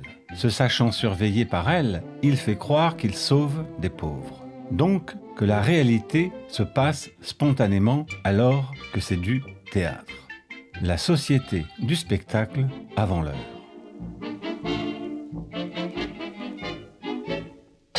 Every teddy bear who's been good is sure of a treat today. There's lots. Edward Bernays a poussé les femmes à fumer, en renversant les stéréotypes pour faire changer les comportements pour un nouveau conformisme construit. Le narcissisme est un effet de séduction qui consiste en une absorption de la profondeur dans la surface de l'apparence. Si les individus sont égoïstes et narcissiques, la nouvelle société les pousse à ébullition pour devenir des droits de l'homme. L'émission en 1983, Psycho, est emblématique où des gens exhibent leur vie privée. Et plus tard, le Loft et des émissions de télé-réalité où on contemple des spectacles abjects. Les images qu'on voit aujourd'hui à la télévision, il y a 30 ans, personne ne les aurait supportées. Les gens auraient dit, mais c'est pas possible, on ne peut pas regarder ça, ils n'auraient même pas voulu regarder. Aujourd'hui, on montre ça à des gamins de 15 ans, voire moins. Pourquoi ? Parce que la capacité à voir des choses abominable est devenue très grande, mais ça veut dire que la sensibilité des gens est devenue de moins en moins grande. En 2000, 14% des Français utilisaient Internet. En 2007, ils étaient 50%. Et en Europe, 94% en 2024. Notre société a vu grimper au XXIe siècle les métiers de la communication où l'image de soi est prépondérante, avec la société de service. Et quand la planète a pu communiquer avec n'importe qui, savoir ce que tout à chacun faisait, poster ses humeurs, photographier son visage ou son plat préféré à l'autre bout de la Terre, ou vomir ses ébats sexuels. Formatage à une gratification immédiate et façonnant un état d'esprit. Expulsant le moindre secret au tout venant, fausse transparence que l'on qualifie de partage, alors qu'il ne s'agit que d'un égoïsme total. Le nombril a remplacé le cerveau. Par exemple, quand Quentin m'a dit c'est moche ce que tu fais, j'avais qu'une envie de lui dire je sais ce que je vaux, je suis pas n'importe qui, alors tu fermes ta gueule parce que toi t'es une merde à côté de moi. Et dès qu'on me fait une petite remarque, un pic comme ça, j'ai envie de les rabaisser plus bas que terre, leur faire du mal, qu'ils se mettent à pleurer, à ramper. Et ça me fait du bien de voir les gens comme ça en plus. L'apparition de Facebook, d'Instagram, etc., qui, déconnectés du réel, propagent une haine fantasmatique de l'ennemi, habitue les individus à afficher leur vie intime. Son cancer, par exemple. On se suicide même en direct. Pornographie émotionnelle, physique et verbale qui dépasse la pornographie habituelle. La souffrance médiatique et le charbon rose pour fédérer une cause idéologique, un narcissisme morbide. Tout doit être montré, lavé et exhibé en public. Si Tartuffe revenait parmi nous, il serait progressiste. La pudeur fait obstacle au marché. Si les gens restaient réservés en public, l'économie s'écroulerait en un instant. La colonisation de la sphère privée est en marche. La politique identitaire réifie le consumérisme en poussant les gens à des identités de synthèse. Slogans publicitaires comme « C'est mon choix, parce que je le vaux bien, soyez vous-même ». La Bible de l'identitarisme dans cette thérapie de groupe pour soigner ces blessures narcissiques infantiles. Dès lors que l'on fait de sa particularité sexuelle un spectacle public, on a d'autres intentions que de la vivre en privé. Militantisme du coming out, réduisant l'esprit humain en imageries simplifiées pour les répandre dans d'autres cercles qui, simplifiant cette simplification, deviennent 6 ou 7 slogans, structurant le cerveau en pancartes de manifestations. Une mentalité de foule se développe comme dans les matchs de foot. Retour du défoulé pour se sentir être étant donné qu'on n'éprouve plus d'excitation authentique que sous la forme de la persécution. Plus le sexe est exhibé dans la sphère publique et plus l'allergie augmente pour contrecarrer d'une façon hystérique le fait que l'on a perdu toute limite et que la société ne se préoccupe plus de sujets essentiels à sa survie. Marcel Proust, Oscar Wilde, Marguerite Yourcenar brillaient par leur talent sans exhiber leur vie intime dont ils jouissaient en privé. Maintenant, beaucoup exhibent leur couleur de peau ou leur sexualité pour briller sans talent dans cette société d'exhibition et de provocation quand on a perdu la prétention à se distinguer par l'esprit.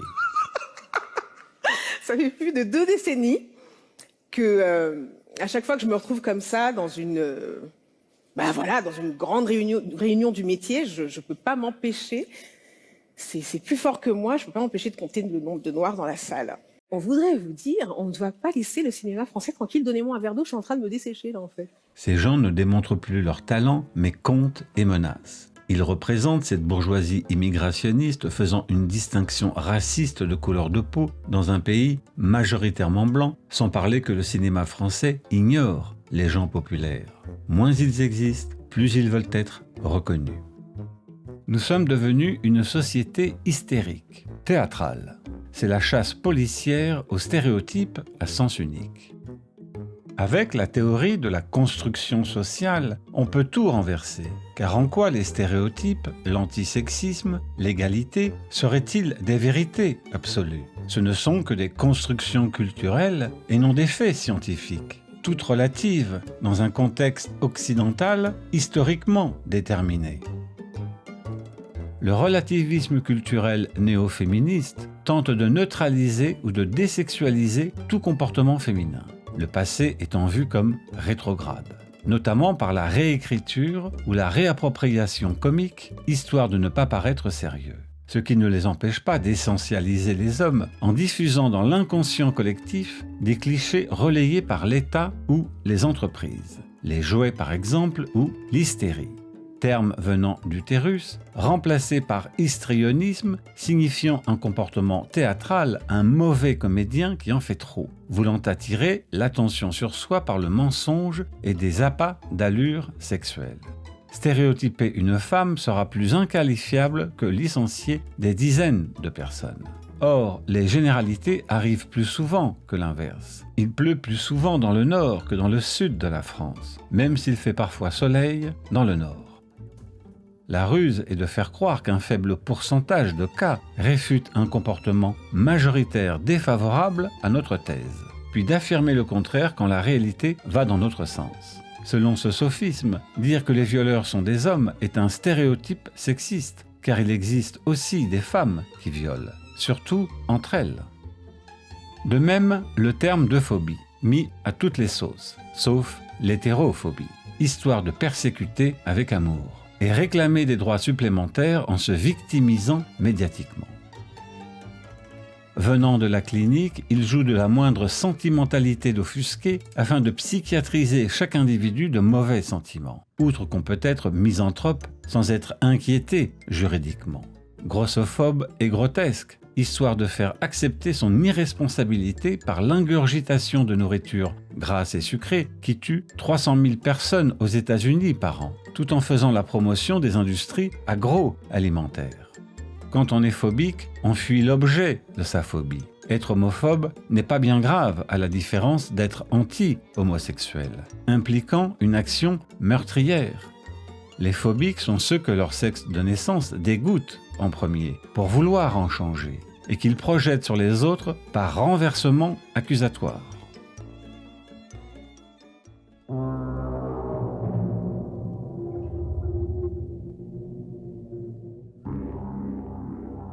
Dans Orange Mécanique, Stanley Kubrick a compris que l'exhibition sexuelle est une vampirisation du sexe par l'ordre du spectacle.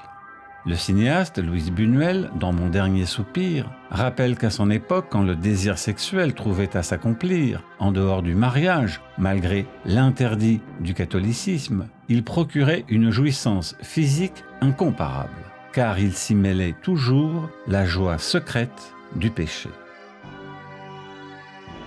Que se passe-t-il quand la transgression est permise ?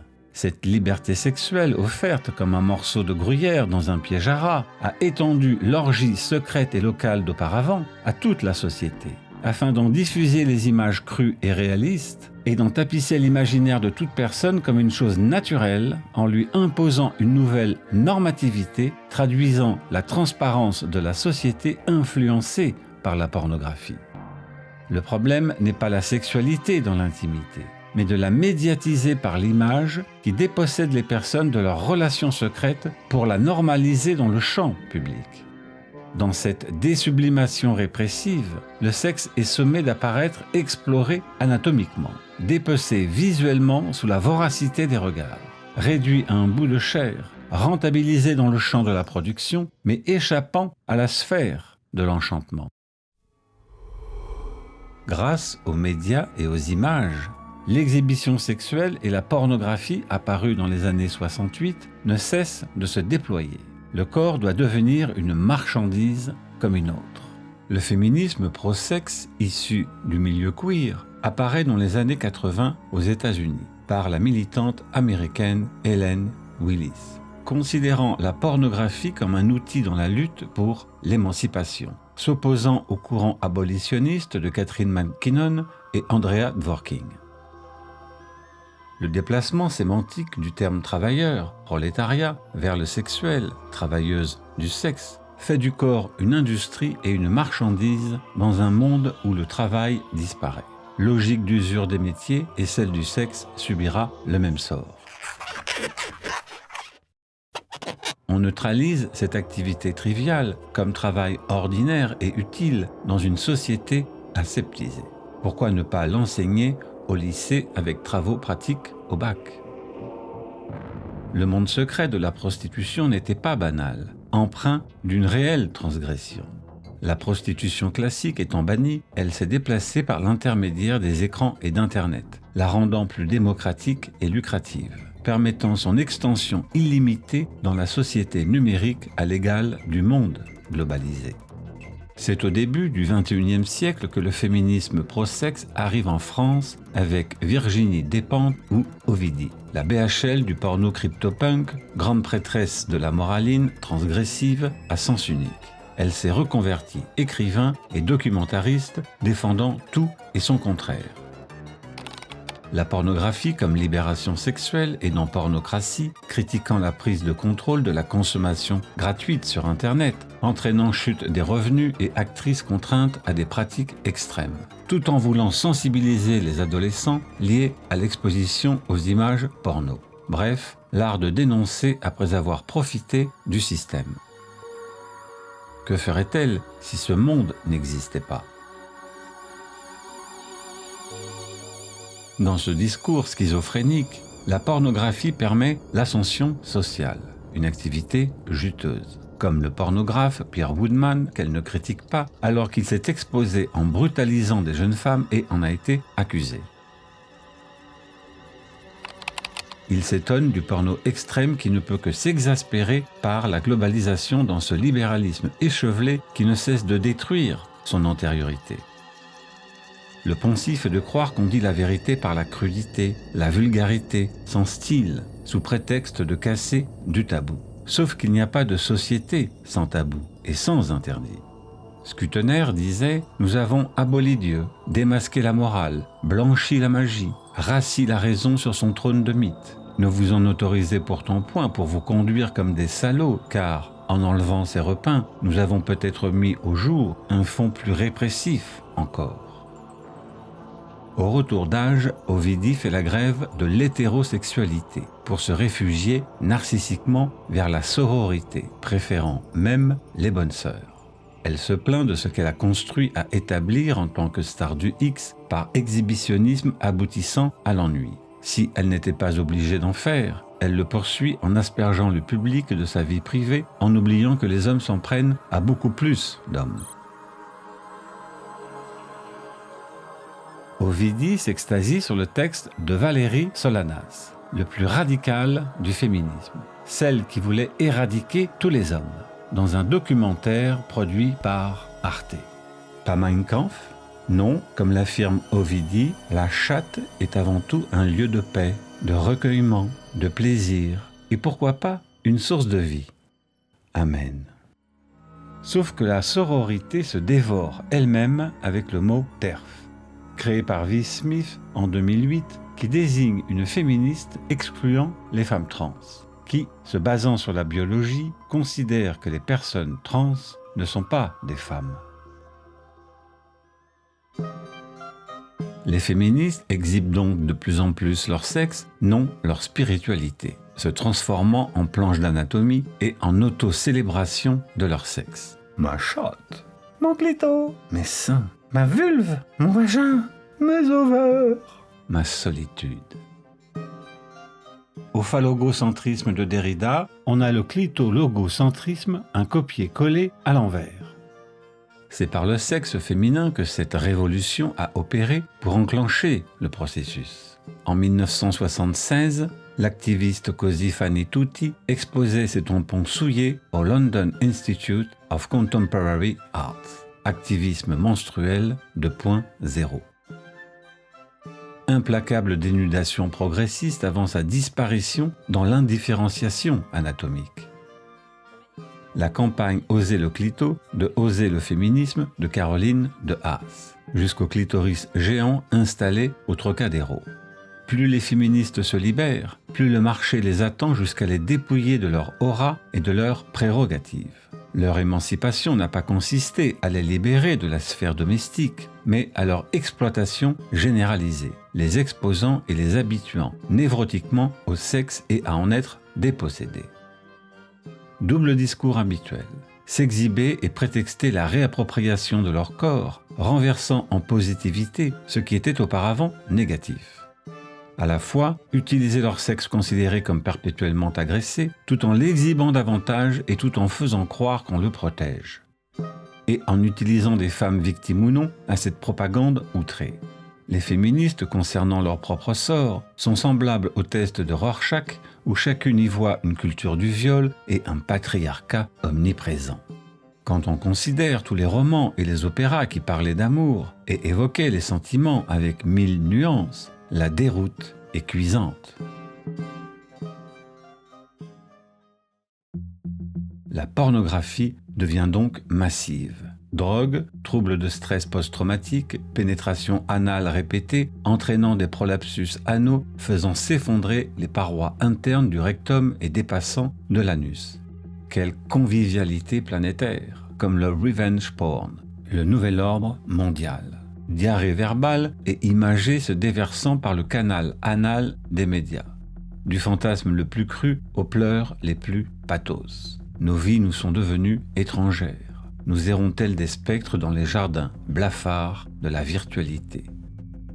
Ces techniciennes du coït ne disent pas quelles limites peut-on atteindre en exhibant leur corps et en polluer les écrans du monde entier. Elles légitiment leur activité permettant d'échapper à l'enfer du salariat et remplir grassement leur compte en banque, profitant d'une idéologie justifiant ces pratiques, neutralisant toute critique avec un moralisme de bonne sœur sécurisant toute relation sexuelle exempte de négativité sous des prétextes pacifiques.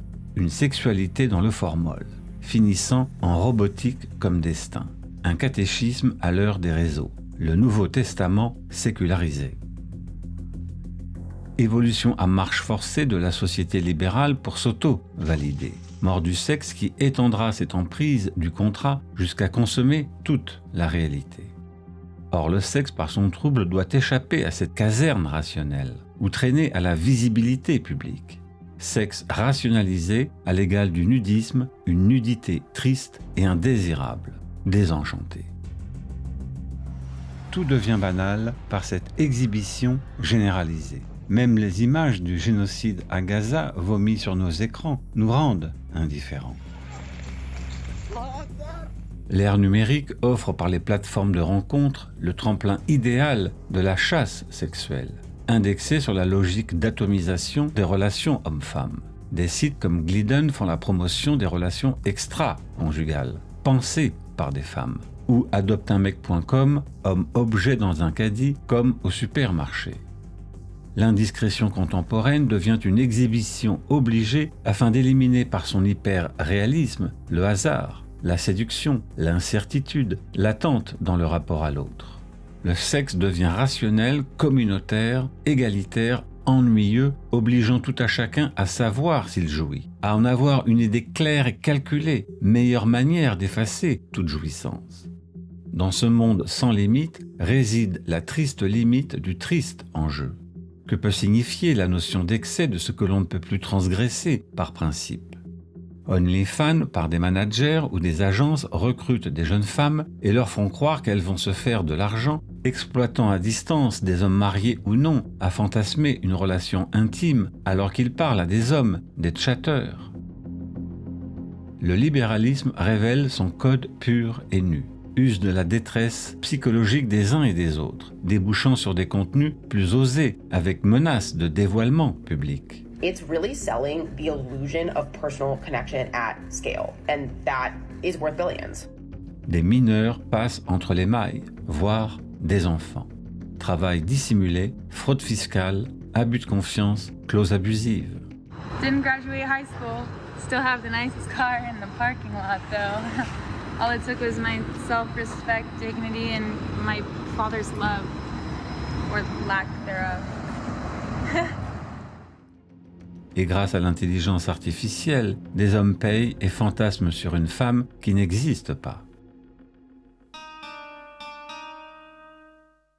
Même des woke sont inscrites sur une plateforme capitaliste aussi contradictoire qu'une prostituée féministe qui n'en continue pas moins de se soumettre au patriarcal, sexe contre ressources. Là réside l'arnaque du droit à disposer librement de son corps, c'est-à-dire le vendre. J'ai espoir, au moins, que peut-être une deuxième fois j'arriverai à m'en sortir, que j'aurai encore la force en moi de créer quelque chose de nouveau qui sera en accord avec mes buts, avec mes aspirations et avec ce que je décide moi de faire de ma vie. J'ai aussi des gens autour de moi qui m'aiment, ils sont peu nombreux mais ils sont là et ça fait du bien. Il y a toujours, comme je disais, cette promesse d'argent rapide, de succès, peut-être de gloire, ça peut être enrichissant, ça peut être grisant un peu aussi. Mais c'est une telle empreinte laissée sur l'identité, sur le corps, sur l'esprit, et qui est indélébile, que je peux pas le recommander. Souvent, on pense qu'on a les épaules pour porter ça, la vérité, c'est que c'est difficile pour tout le monde. Il n'y aurait pas de prolétariat du sexe si ce dernier n'avait pas été exhibé dans un monde où le travail ordinaire disparaît. Cette théologie de l'inclusivité masque les licenciements dans une société de services où l'intelligence artificielle laissera sur le carreau des millions de personnes. Nous confondons liberté et occidentalisation. La liberté corporelle des femmes est une arme politique pour leur future onlyfanisation. En Iran, les femmes représentent 70% des étudiants iraniens en STEM, sciences, technologies, ingénierie, mathématiques, 28% en France et 22% aux États-Unis. On peut voir des vidéos sur YouTube sur les rues en Iran pour constater ce que dit Forbes.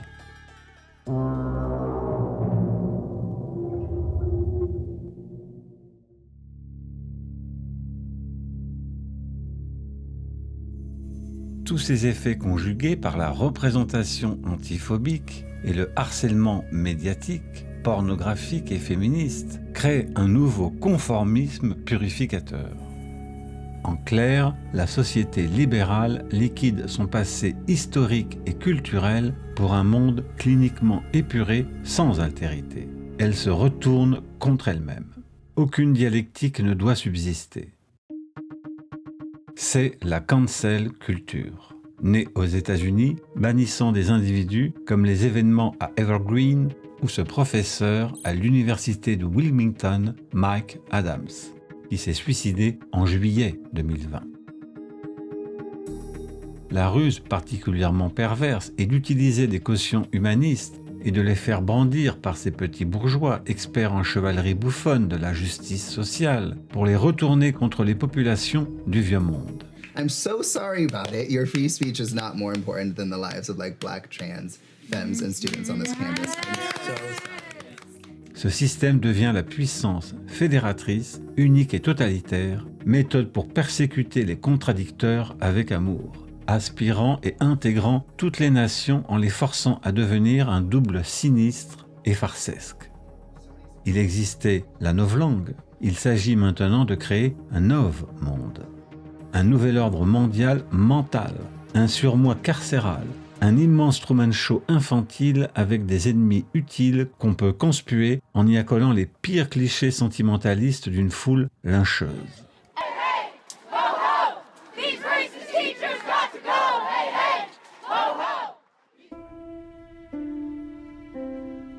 Ces récriminations puritaines touchent les œuvres d'art. Telle statue est déboulonnée, tel roman d'Agatha Christie, comme dit Petit Nègre, rebaptisé « Ils étaient 10 ». Il reste aussi le roman de Joseph Conrad ou une musique de Claude Debussy. Dans le magazine littéraire, en 2018, Sophie Rabot, enseignante à Paris 3, s'en prend à Carmen, à Homère, au misanthrope de Molière et incite à balancer son porc dans la fiction. Une clone de Sandra Muller en bonne harpie déchaînée.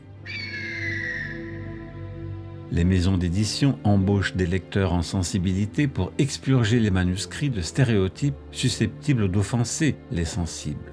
À partir de 2024, les films ne mettant pas en avant les femmes, les minorités ethniques et les LGBT seront disqualifiés de l'Oscar du meilleur film. Un cinéaste comme Stanley Kubrick, dans 2001 l'Odyssée de l'espace, serait renvoyé dans les cordes. Ils ne se contentent pas de fabriquer leur petite fiction, mais effacent des œuvres, en réactualisent d'autres. Mort de la création artistique et critique, double standard sidérant. La réappropriation culturelle n'est pas tolérée, mais ils peuvent réécrire la chronique des Bridgerton, série Netflix, qui affiche un casting en partie noir, alors que l'intrigue se situe au sein de la haute société anglaise du XIXe siècle.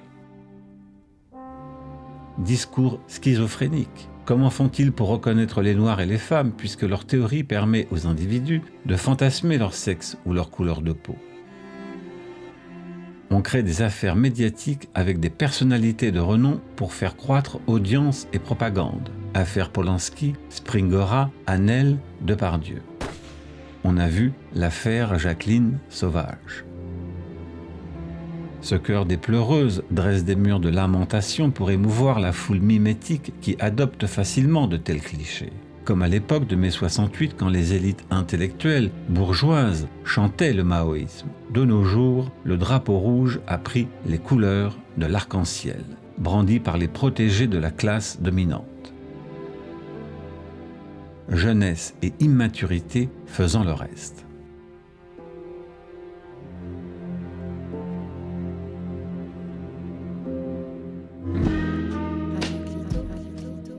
Radio Clito.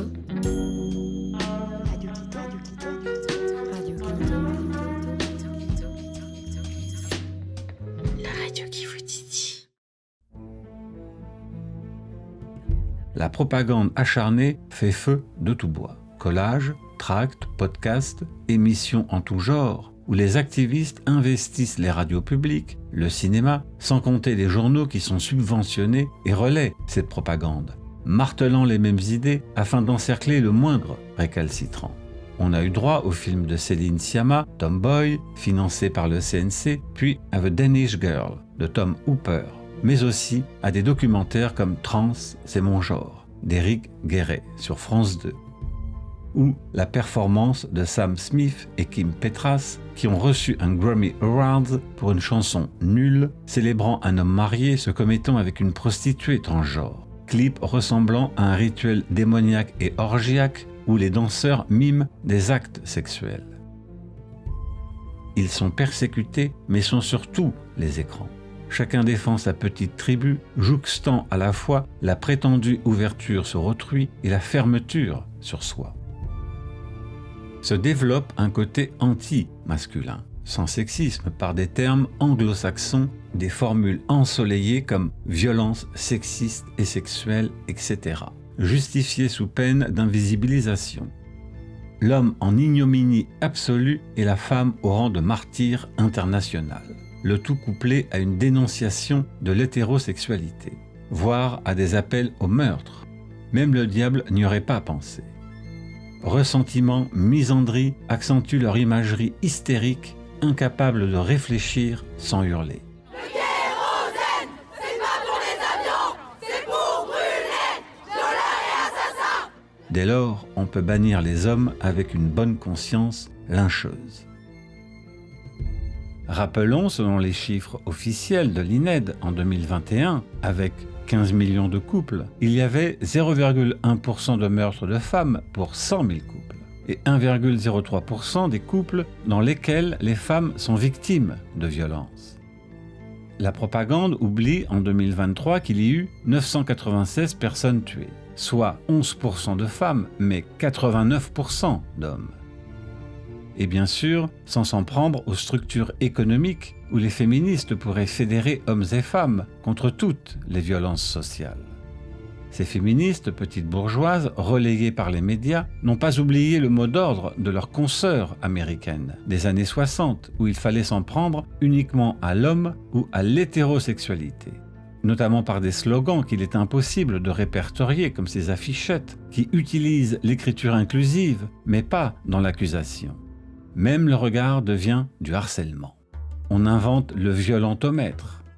C'est ici que l'on mesure l'hypocrisie et le mensonge éhonté de cette propagande, faussement égalitaire, en oubliant de mentionner la méta-analyse stupéfiante, où les femmes sont aussi violentes que les hommes, ou les violences des couples homosexuels ou lesbiens, étrangement oubliées. Féminisme petit bourgeois et victimaire des grands centres urbains qui considèrent la moindre offense envers son sexe comme un crime contre l'humanité.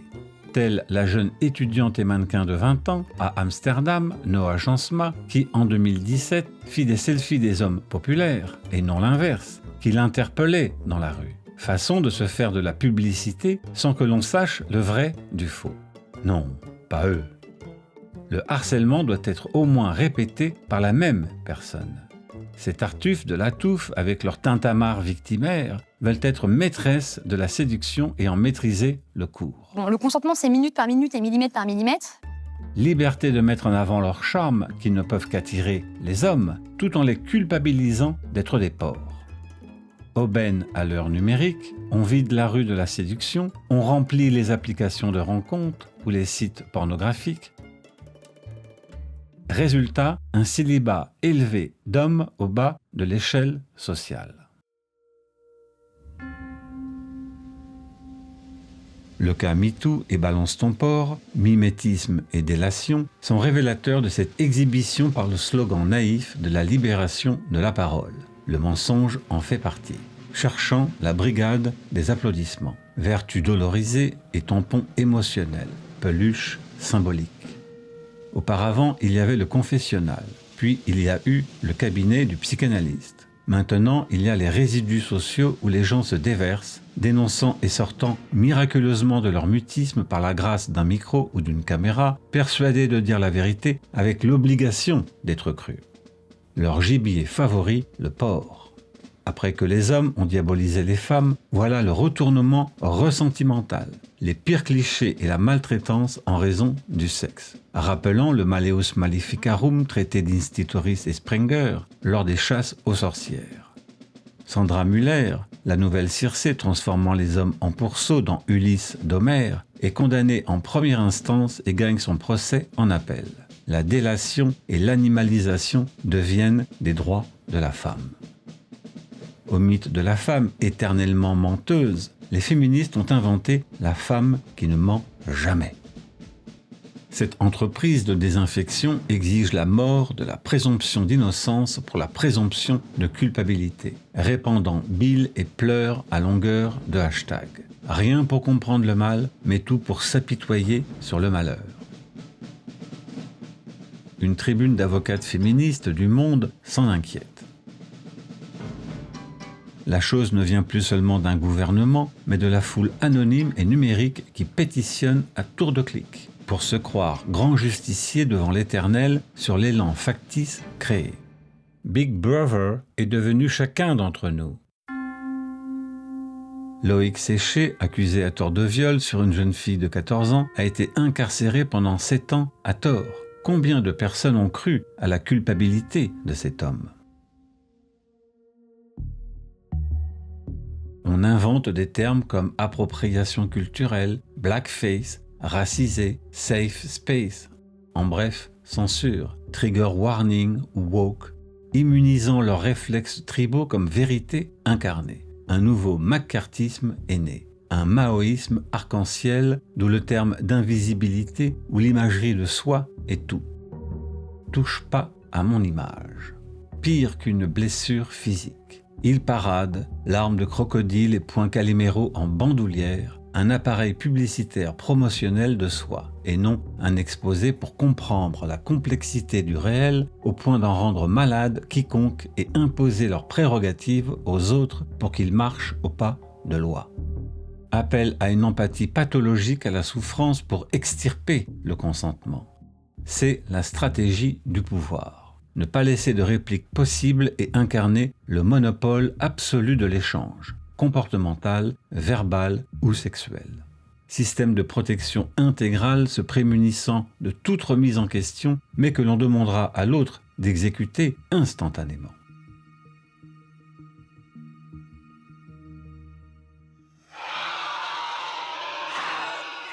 Ce sont les nouveaux réplicants du film L'invasion des profanateurs de sépulture de Philippe Kaufman.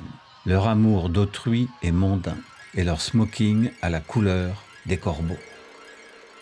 Ce sont les mêmes qu'à d'autres époques, issus de la même masse hargneuse des chasses aux sorcières. Des antisémites, des maccarthistes, applaudissant au procès de Moscou parce que c'étaient les opinions dominantes de leur temps. Ils pourraient tous se donner la main pour former une joyeuse sarabande colorée d'habits différents, issue de la même étoffe fournie gratuitement par la milice persécutrice à travers les temps. Censure et lynchage médiatique sont leurs hochets. Le vieux mécanisme de bouc émissaire auréolé des valeurs du bien. Tous les persécutés des temps anciens sont devenus par ressentiment des persécuteurs à la génération suivante, reconduisant les dogmatismes précédents sous un jour nouveau. Continuation du racisme précédent avec l'arme de l'antiracisme intégré. Pier Paolo Pasolini l'avait professé. Le fascisme se fera au nom de l'antifascisme. Il suffit de décliner. La démonologie a changé de camp. L'homme blanc, hétérosexuel de 50 ans, est devenu une cible alignant 3 discriminations. Par le sexe, la couleur de peau et l'âge. Requalifié cisgenre ayant des privilèges pour le marquer comme le bétail. C'est la définition même du racisme. Croire que les Noirs aient été particulièrement visés relève d'une manipulation superlative par des nantis en parcourant l'histoire ouvrière et paysanne, où une quantité phénoménale de personnes ont été exploitées et tuées. La bêtise idéologique, enfilant tous les costumes possibles et se donnant l'illusion d'être en lutte dans leur cage aux phobes. Petit train qui mène au camp d'exclusion et de persécution. Il suffit d'insulter en masse, de se créer un ennemi commun et de le harceler à l'infini pour vérifier que l'on fait fausse route.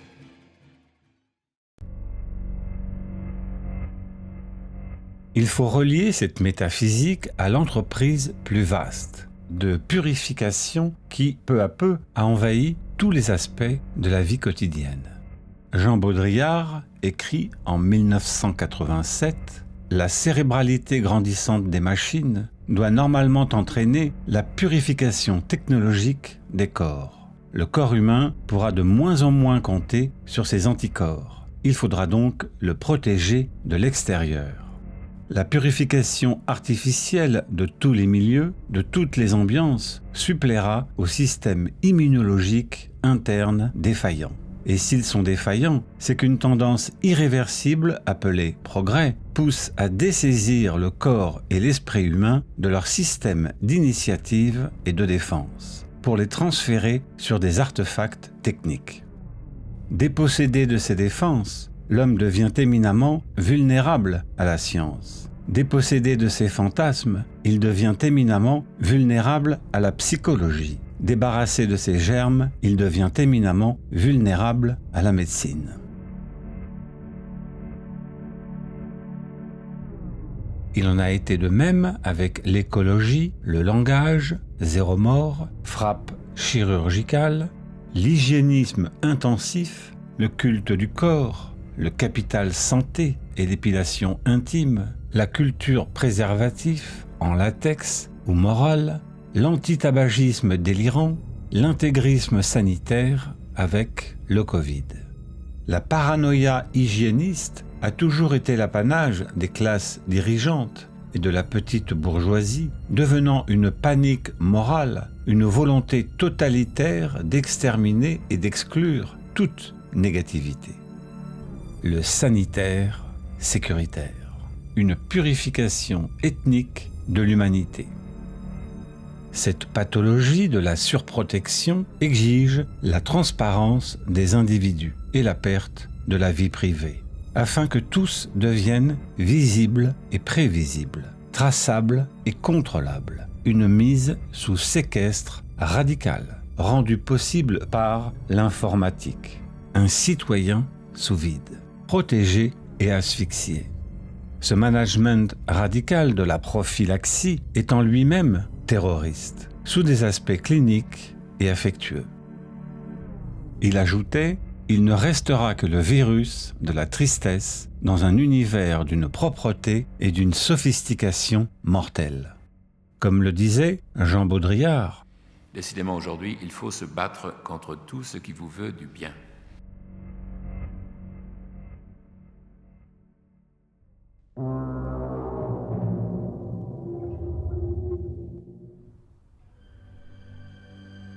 Le féminisme est l'égoïsme du sexe féminin. On le trouve aussi chez les hommes, à travers lui comme ingénierie sociale, avec les études queer, la pornographie, l'exhibition de soi et de l'activité du bas-ventre dans la sphère publique par écran interposé. Il permet d'éclater l'anthropologie à ciel ouvert, y compris le code génétique, manipulable à foison. L'enfant sera, lui aussi, objet de marchandage. On parvient à une visibilité et une fluidité totale de l'individu. Une métaphysique qui le dépouille de son intimité pour une exposition maximale, afin de le propulser dans le virtuel et une vision fantasmée de lui-même, saccageant les fondements anthropologiques de l'humanité, comme la perte de la fertilité masculine. Si ce phénomène a lieu, c'est parce que la technologie le permet, ce qui n'était pas le cas auparavant, histoire de le faire accepter de gré ou de force. À l'heure de la fin des révolutions, la nouvelle utopie est la réalisation technique du monde, là où la vie est simulée mais a disparu. Vie qui n'existe plus qu'à travers les écrans du monde afin que personne n'y échappe et qu'il n'y ait plus un seul absent. Ce progressisme débouche sur l'homme ou la femme augmenté, l'annihilation de l'humain, dissolution radicale de tous les sexes, de toutes les races, de toutes les cultures. Un humain 2.0 artificialisé, société synthétique, virtuelle et infinie pour un contrôle total. Nous sommes devenus futuristes comme Marinetti et Vertov le rêvaient. Entrer dans l'ère moderne avec l'immédiateté, la vitesse, l'industrie où l'humain doit s'inféoder à la machine. Nouveaux produits, nouveaux publics, vente de sexuation avec nouvelles prothèses et services de maintenance. C'est l'hubris, le développement métastasique de la subjectivité.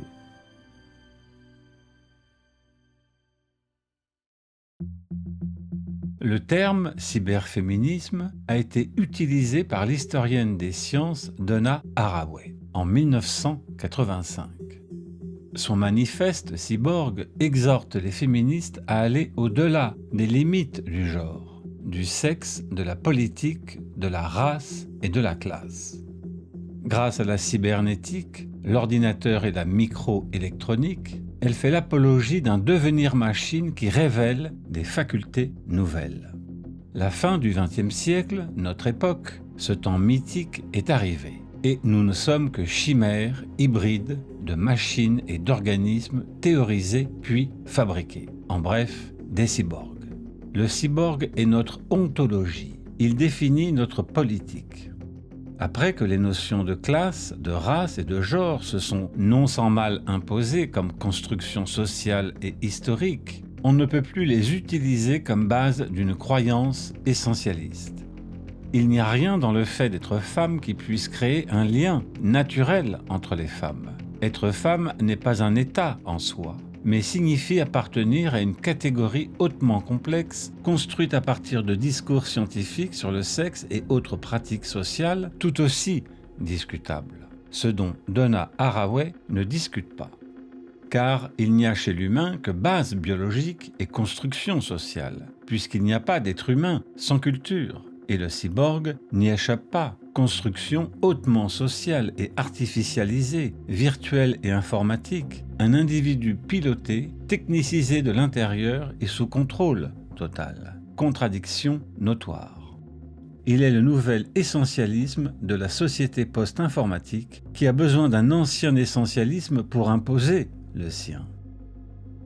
Le cyborg est une créature qui vit dans un monde post-genre. Il n'a rien à voir avec la bisexualité, la symbiose préoedipienne, l'inaliénation du travail ou toute autre tentation de parvenir à une plénitude organique à travers l'ultime appropriation du pouvoir de chacune de ses parties par une unité supérieure.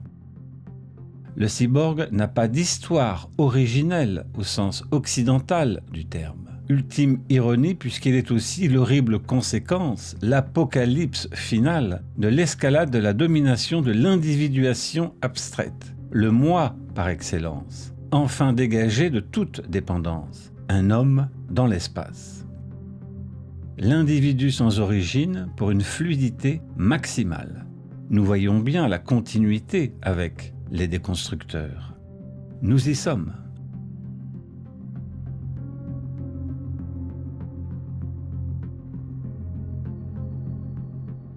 Un couple homosexuel pourra enfanter sans passer par l'autre sexe, ni même avoir l'expérience physique de la sexualité, ou avoir un enfant de soi-même.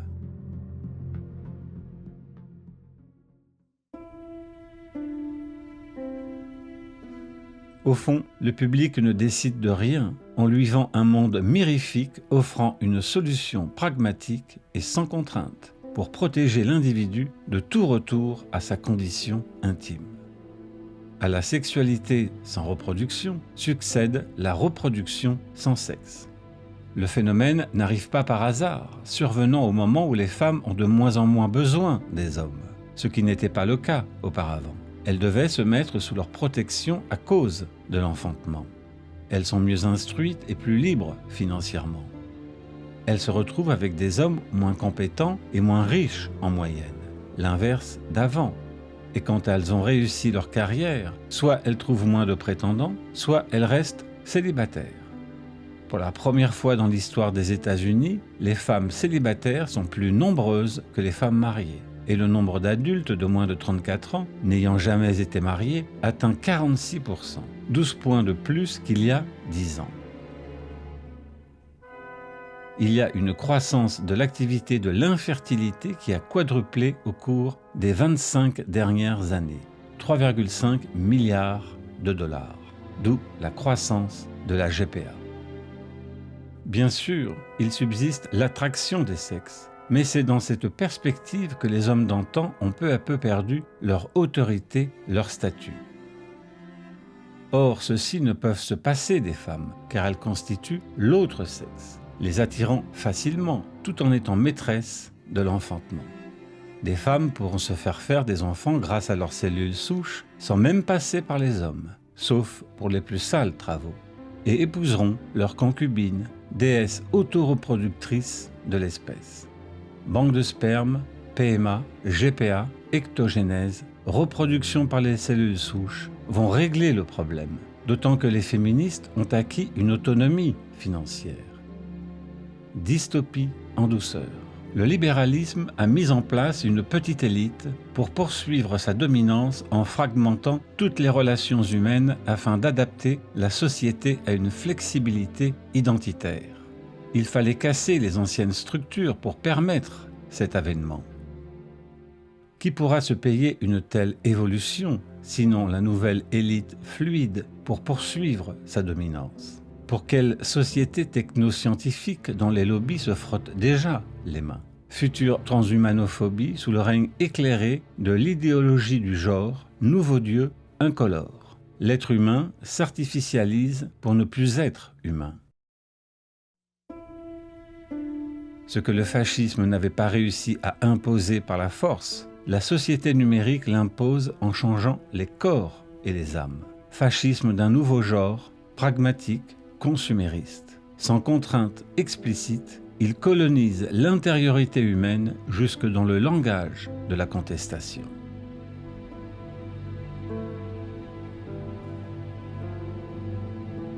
Jusqu'ici, l'être humain s'est cru le roi de la création, mais il reste entaché par son humanité naturelle. Il s'agit maintenant de l'en débarrasser pour une perfectibilité et une immortalité factice. L'expulser de lui-même sur une orbite artificielle où il pourra graviter éternellement.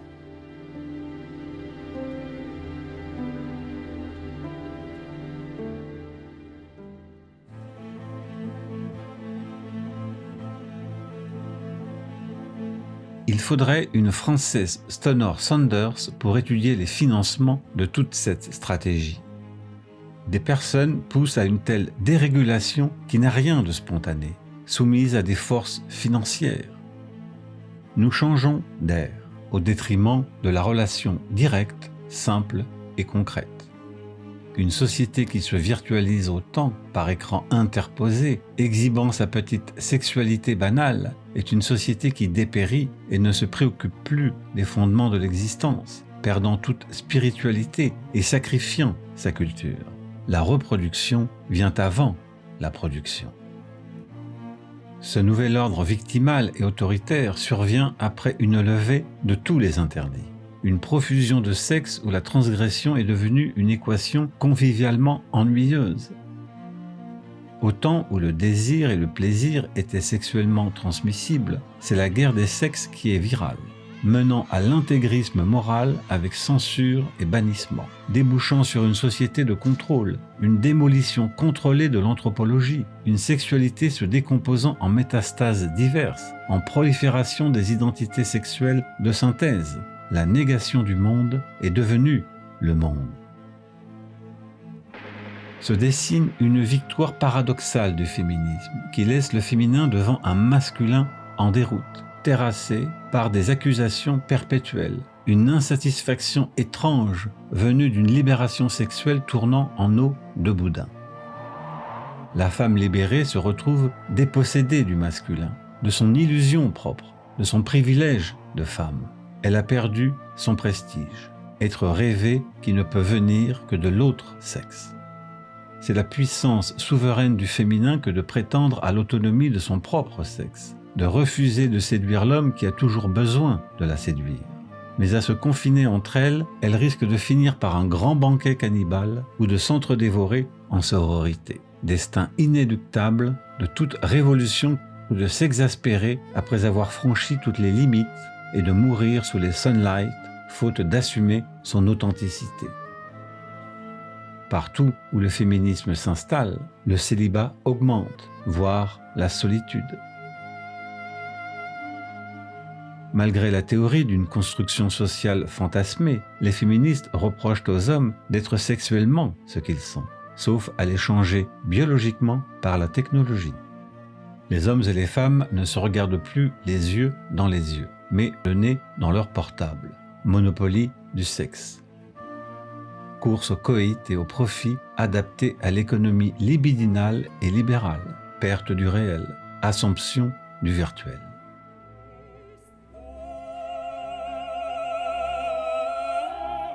la femme bénéficiait d'une aura positive, sexe plus indéfini, flottant, charmeur et séducteur, que rythmait fécondité, réceptivité, force de vie. La féministe moderne est désublimée et désincarnée. De sa verticalité flamboyante, elle a été horizontalisée sur une table de dissection, pouvoir consommer et être consommé, sans passion, sans désir, sans volupté, sans classe et bien sûr, sans amour. Transparence des corps et des peaux, pornographie de la morale ou pornographie comme morale du monde actuel. C'est dans tous les domaines que notre époque nous apprend que nous ne devons renoncer à rien, alors que le renoncement est la condition sine qua non de l'humanité. Marché mondial, ennemi de l'érotisme qui ne peut aboutir qu'à la suppression des rapports entre les sexes dans un exhibitionnisme généralisé. Transformer son corps en clé USB, en petit piranha déchiquetant ce qu'il y avait de beau et de troublant dans les corps à corps. Sexe clinique, mourant par indifférence, irradié. Un sex processing, enclenchant tout le vivant à une liquidité technologique, économique et symbolique.